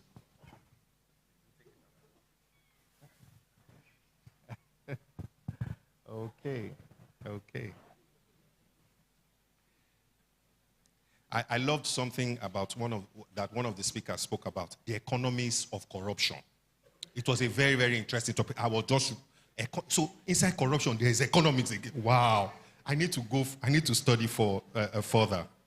Yes. And I also like the fact that as risk managers, we can create value from risk. You know, I also used to be one of those that, I have a background in internal control. So whenever I see risk, I'm shouting, risk, risk, risk, risk. But I'm not going to do that any longer. When I see the risk, I'll be looking for where's the value inside this risk? Where's the value? Where's the value? How can I convert this risk to money? Right? I also liked a couple of things that we picked: people, profit, planet. This sustainability matter is very, very important too. I have to start looking for sustainability in organizations. My head has been thinking, how do I make money from all of this? How do I make money from all of this? I hope you are thinking like I am. All right. Okay. And I also like the fact that whilst Dr. Adedikpe was working with one of the banks, he was also consulting. It was so invaluable that the MD told him to tear his employment. I want to get to that level. That my employer will say, tear your resignation letter. I don't want it. All right. We must add value to our organizations all the time. How many people want to start adding value to the organization you work in? Let me see your hands. All right. So do you know what you do? Put beside your name, value added, mention your name. So you can call yourself value added Michael, value added Sheyi, value added Shola. I hope you're going to start doing that. Anytime we see risk now, let's start looking for the value behind the risk. So Mr. Odutola will be here. He'll be here. Don't worry. Don't worry. There was something I learned many years in life. I used to wonder why our female always look more beautiful at 5 o'clock. When I was young, I was like, why? Why are they looking so beautiful? My aunties, when they come from, okay, enough of that joke. I will tell you at another time. Please, a round of applause to our chief, one of our chief hosts, Mr. Yinka Odutola, the DG Association Enterprise Risk Management Professionals. Mr. Odutola, over to you.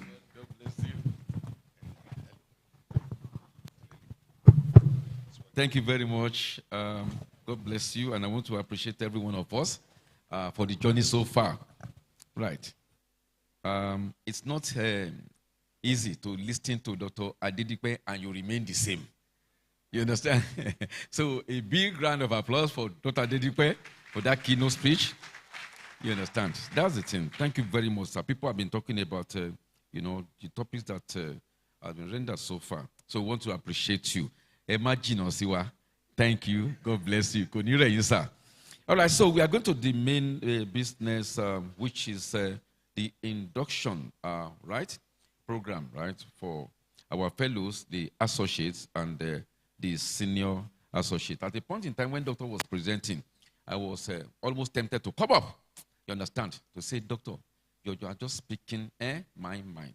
When we had to show the tree, that's, what do you call it? The tree of sectorization of risk management, sir. Doctor, God bless you. Honestly, because I found out that people, they confuse risk management, and that they make it, sir, unattractive to people that are supposed to be sound practitioners. You understand? We are talking about risk management, and you are looking at only the technical and the technician part. You are messing it up. There are strategic risk management issues, sir. People can focus on human capital risk issues. You understand? People can focus on legal risk management.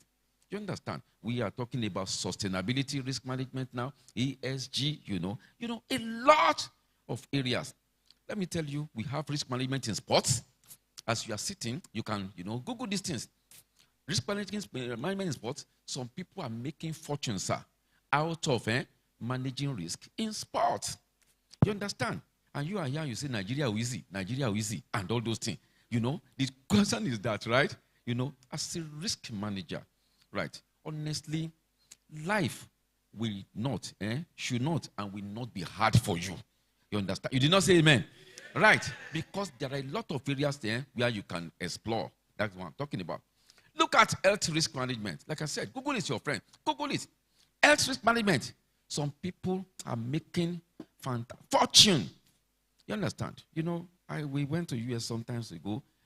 There's a place devoted to managing risk in that health risk area. You understand? Something happened.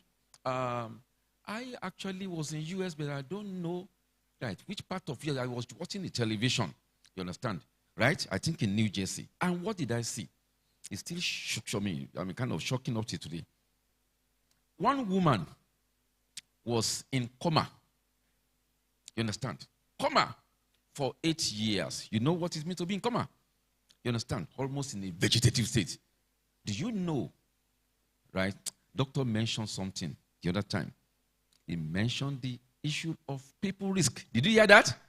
And he even acknowledged, he even mentioned the fact that, okay, our association, you understand, right, we have done a lot in the area of people risk. But what am I talking about?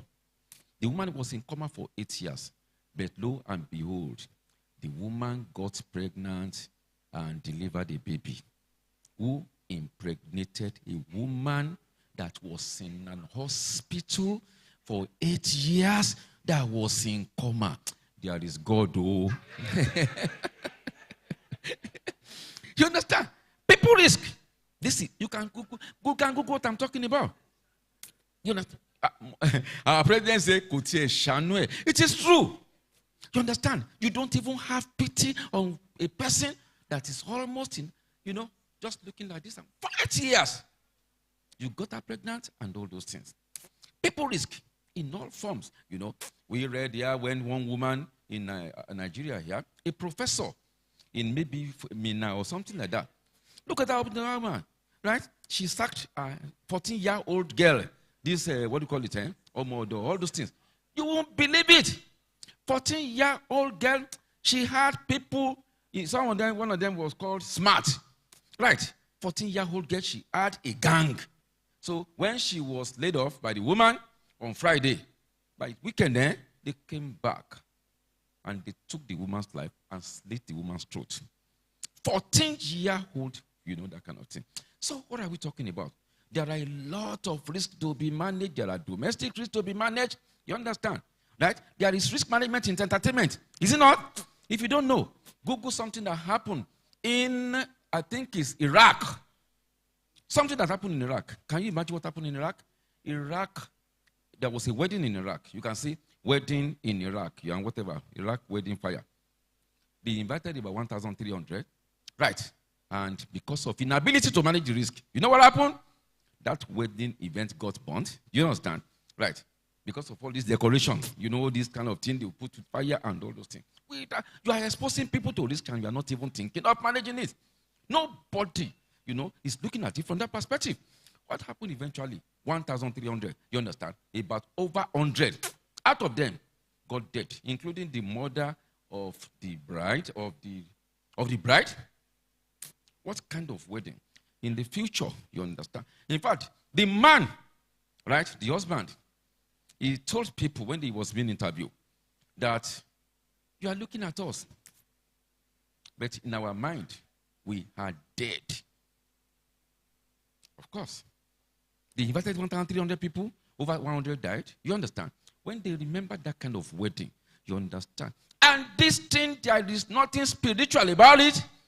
It's a question of inability to identify, you understand, and manage it at enterprise level. You understand? That's the thing. And that's the difference between enterprise management and others. The ability to look at it, you understand, holistically. And that is what we are talking about. Thank you very much. Look at it. In the power sector, ICT, the capital market, health area, you understand. SMEs, we found out that within 5 years, businesses come, they start like this, you understand, collapse. Some people, I know people, guys, colleagues, they were in banking. They left banking, so, a lot of money. Right. But they started the business that they have never done before. Someone came to them. Oh boy, what are you doing with your money? Rice, lawangila, tikutonu. You understand what I'm saying? We import, right, from Kutonu, that kind of thing, right? Those guys, they have been on the street for 18, 20 years, right? But you are a novice. The first time you do your own, you are caught, that kind of thing. What are we talking about? Because in your career, you are focusing on credit risk. You are not focusing on any other risk, whatever can happen and whatever, you understand. So you come out, you are not able to manage a business, an SME. How will you be able to manage it? You understand? And you say you are in risk management department, you didn't expose yourself to enterprise risk. So I want every inductee here to leave this place with an enterprise risk management mindset. That's the thing. That there is no endeavor in life that does not involve one element of risk. There is nothing that you are doing. You understand? Risk, must be factored into it, or else your total investment, total time, total resources will be a waste. So I want to encourage, all inductees today. You understand that, God will help us and open our eyes, to see things. And also as a professional, please, right, everyone helps those who help themselves. So let's try our best to be better. When we are looking at risk, when we are thinking risk, think enterprise risk. And that's the thing. So inductees, please stand up for recognition. Every inductee, associate, senior associate, and fellows, please stand up for recognition. Every inductees. We have super inductees here. We have people, you understand, quest for knowledge. Right. People that you think that, they don't care about this thing anymore. They are still coming up aggressively. One of us here, retired deputy director in Central Bank of Nigeria, after retirement, you understand? Right. But she said, I want to be a risk man. I want to be a risk person, a risk professional. And to God be the glory, she is here today. Yes, ma'am. Okay, for photograph. Okay, no. From here now, photograph for what? Oh, to that side. For photograph only. Okay. It's not too important like that. All right. Thank you very much. Before I call my president to come and do justice to invite you to the profession formally. Okay. Thank you very much. Associates are here. Right. So please associate. I want to associate. Please come out. Come out here. If you're an associate, come out. I'm not talking of senior associate. Associate, come out. Then the senior associate should also be very close. Right. Some of the inductees, are actually, also doing the needful from foreign countries. People are watching us and they are being inducted from UK, from US, from Canada, right? People are watching us, start now. So associate. Okay. Okay. I want to, all right. So the associates, you have gone through a lot. You have got, please, I'm sorry. The CRT, Certified Risk Technicians. Are you here? Certified Risk Technician. Okay. CRT, okay, they're not here. Okay, some of them have just got qualified. You understand that, huh? The plaque. Yes, they will take the plaque outside. Right there. Just the affirmation. So, every associate. I said associate. Madam Eduve, you are an associate fellow. Not, okay, not associate. You have been a senior associate for years. Right, so, I will speak and you just say after me. Right, you will mention your name. Right. So, my own name is Olayinka Odutola. If you want me to be an associate, call my name. Olayinka Odutola.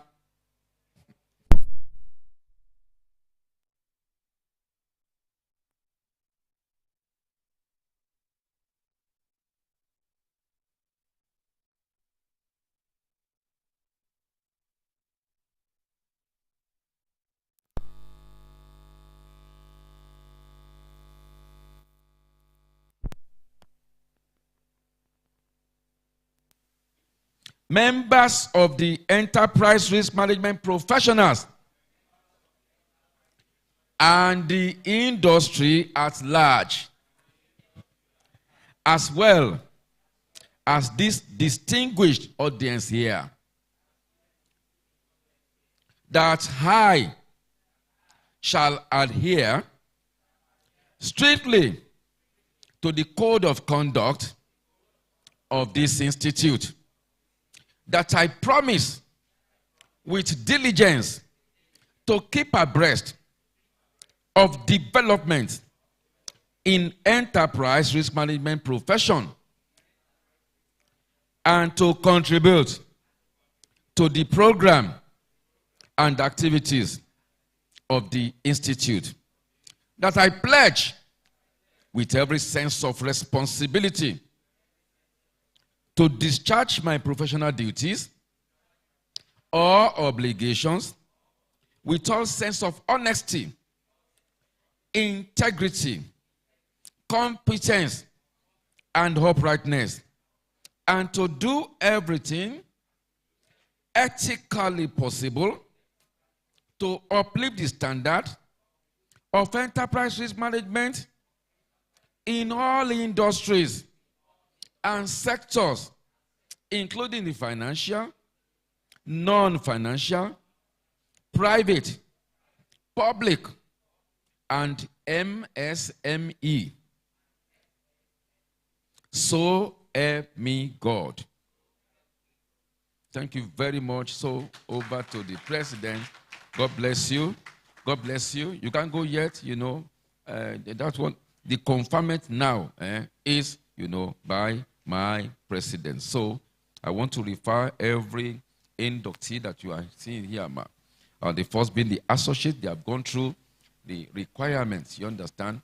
They have done their examination and everything that they are supposed to do. And we have carried out some kind of background information about them, and we know they are suitable of being elected as associate of this our professional body. So over to you, Madam President. Thank you very much.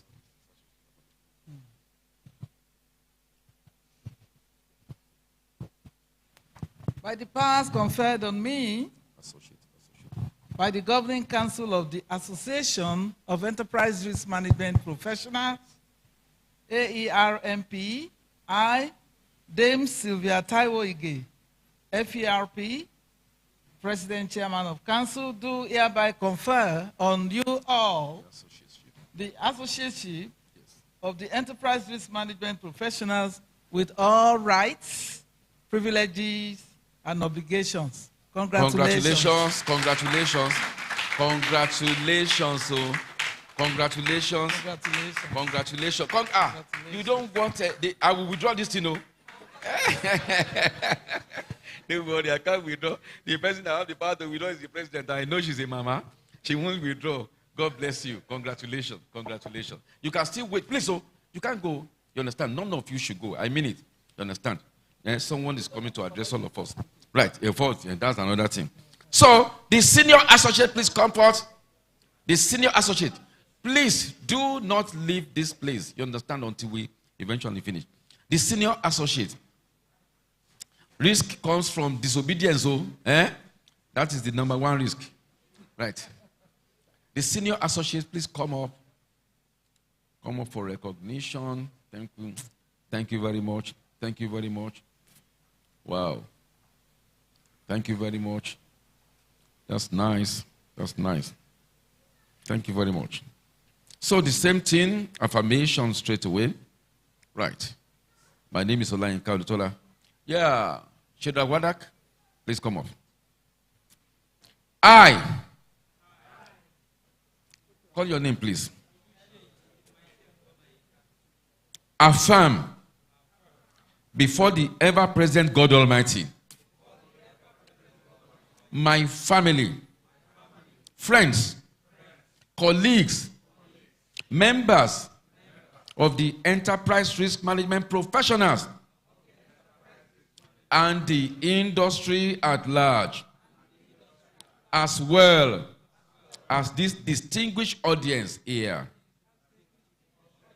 that I shall adhere strictly to the code of conduct of this institute, that I promise with diligence to keep abreast of development in enterprise risk management profession and to contribute to the programs and activities of this institute. That I pledge with every sense of responsibility to discharge my professional duties or obligations with all sense of honesty, integrity, competence, and uprightness, and to do everything ethically possible to uplift the standards of enterprise risk management in all industries and sectors, including the financial, non-financial, private, public, and MSMEs. So help me God. Thank you very much, Madam President. You are welcome again. You have another set of inductees, the senior associate. Thank you. So, you are welcome. Thank you. By the powers conferred on me, senior associate, by the Governing Council of the Association of Enterprise Risk Management Professionals, AERMP, I, Dame Sylvia Taiwoige, FERP, President Chairman of Council, do hereby confer on you all the senior associateship of the Enterprise Risk Management Professionals with all rights, privileges, and obligations. Congratulations, congratulations. Please, at this level, sir, Dr. Adedipe, sir, please come there so that all of them. Thank you very much, sir. Thank you very much, sir. Please, I want, please, every one of us to stand up. Dr. Shegun Aganga is here, former Minister, Federal Trade and Investment, former Minister of Finance.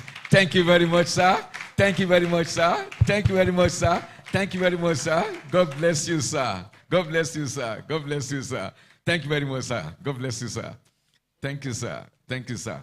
Sir, please come up, sir. And this is, okay. So, please, every one of you, now, you want to be a senior risk manager, a senior risk professional, a fellow like Dr. Biodun Adedipe. Please come and have his shaking. Tap anointing. So, please, you are free to wait and take pictures with him. You are free to wait and take pictures with him. Quickly do that. Thank you very much. Thank you very Thank you very much. Okay. Oh, yes. Handshake and pictures. Thank you very much. Thank you very much. Thank you very much. God bless you. God bless you. God bless you. Thank you. Thank you. Thank you. Thank you. Thank you. Thank you. God bless you. Thank you. Thank you. Thank you, sir. Congratulations. Thank you. Thank you. Okay. Thank you very much. So, Agbola, they should not go anywhere. Okay, pictures. Thank you very much, sir. God bless you, sir. Thank you very much, sir. Wow, that's interesting. So, thank you very much. Okay. The last one, yes, and that is the fellows. Please, all fellows in this place, quickly rise up for recognition. All fellows, we have outstanding fellows in this place. Outstanding fellows, you know. Great people that have contributed massively to the economy, they are all here. You understand? And that is, you know, what's happening. We really appreciate you. So, if not for official something, myself, I am not even in a position to say affirmation to Tani. You understand? To fellow Mrs. Adedipe, Amy. Dr. Jonathan Detu, but Jisuma, today, you understand, I'm your, is it not? After. God bless you, man. So please, all fellows, come out. Come out, come out. You are taking the oath here, just like every other person. Come out. Thank you very much.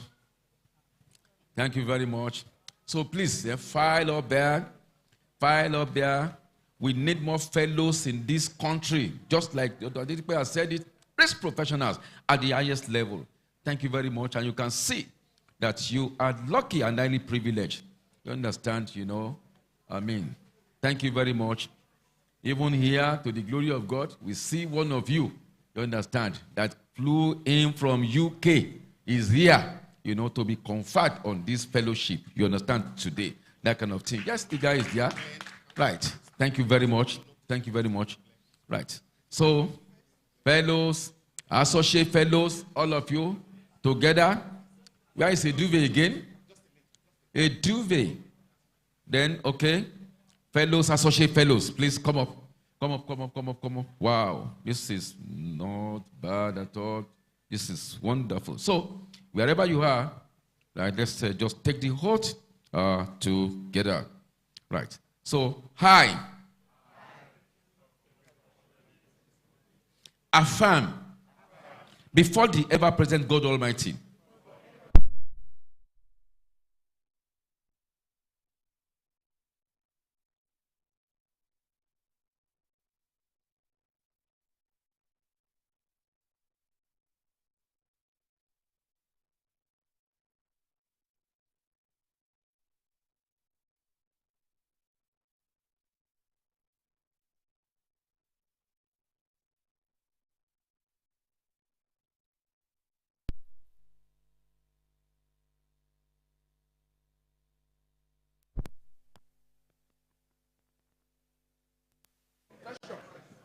and to contribute to the programs and activities of the Institute. That I pledge with every sense of responsibility to discharge my professional duties or obligations with all sense of honesty, integrity, competence, and uprightness, and to do everything ethically possible to uplift the standard of enterprises management in all industries and sectors, including the financial, non-financial, private, public, and MSMEs. So help me God. Over to you, my President. Thank you very much. Yes, clap for yourself. You have gone through a lot to get to this level. You understand? Okay, thank you very much. Thank you very much. By the powers conferred on me by the Governing Council of the Association of Enterprise Risk Management Professionals, AERMP, I, Dame Sylvia Taiwo Ige, FERP, President Chairman of Council, do hereby confer on you all the fellowship, the highest honor of the Enterprise Risk Management Professionals with all rights, privileges, and obligations. Congratulations. Congratulations to all of you. Congratulations to all of you. So, handshake. Yes, sir. Okay, sir. I was actually reluctant, because our honorable minister, I know he's just coming in, so I didn't want to stress him, but our president said, let Dr. Aganga, please, sir, sorry, sir, so that they can have, that unforgettable handshake. Please. So, Dr. Uweya, and one by one, you understand. Thank you very much. Let me be the first beneficiary, sir. Thank you very much, sir. Thank you very much. Thank you very much, sir. Okay.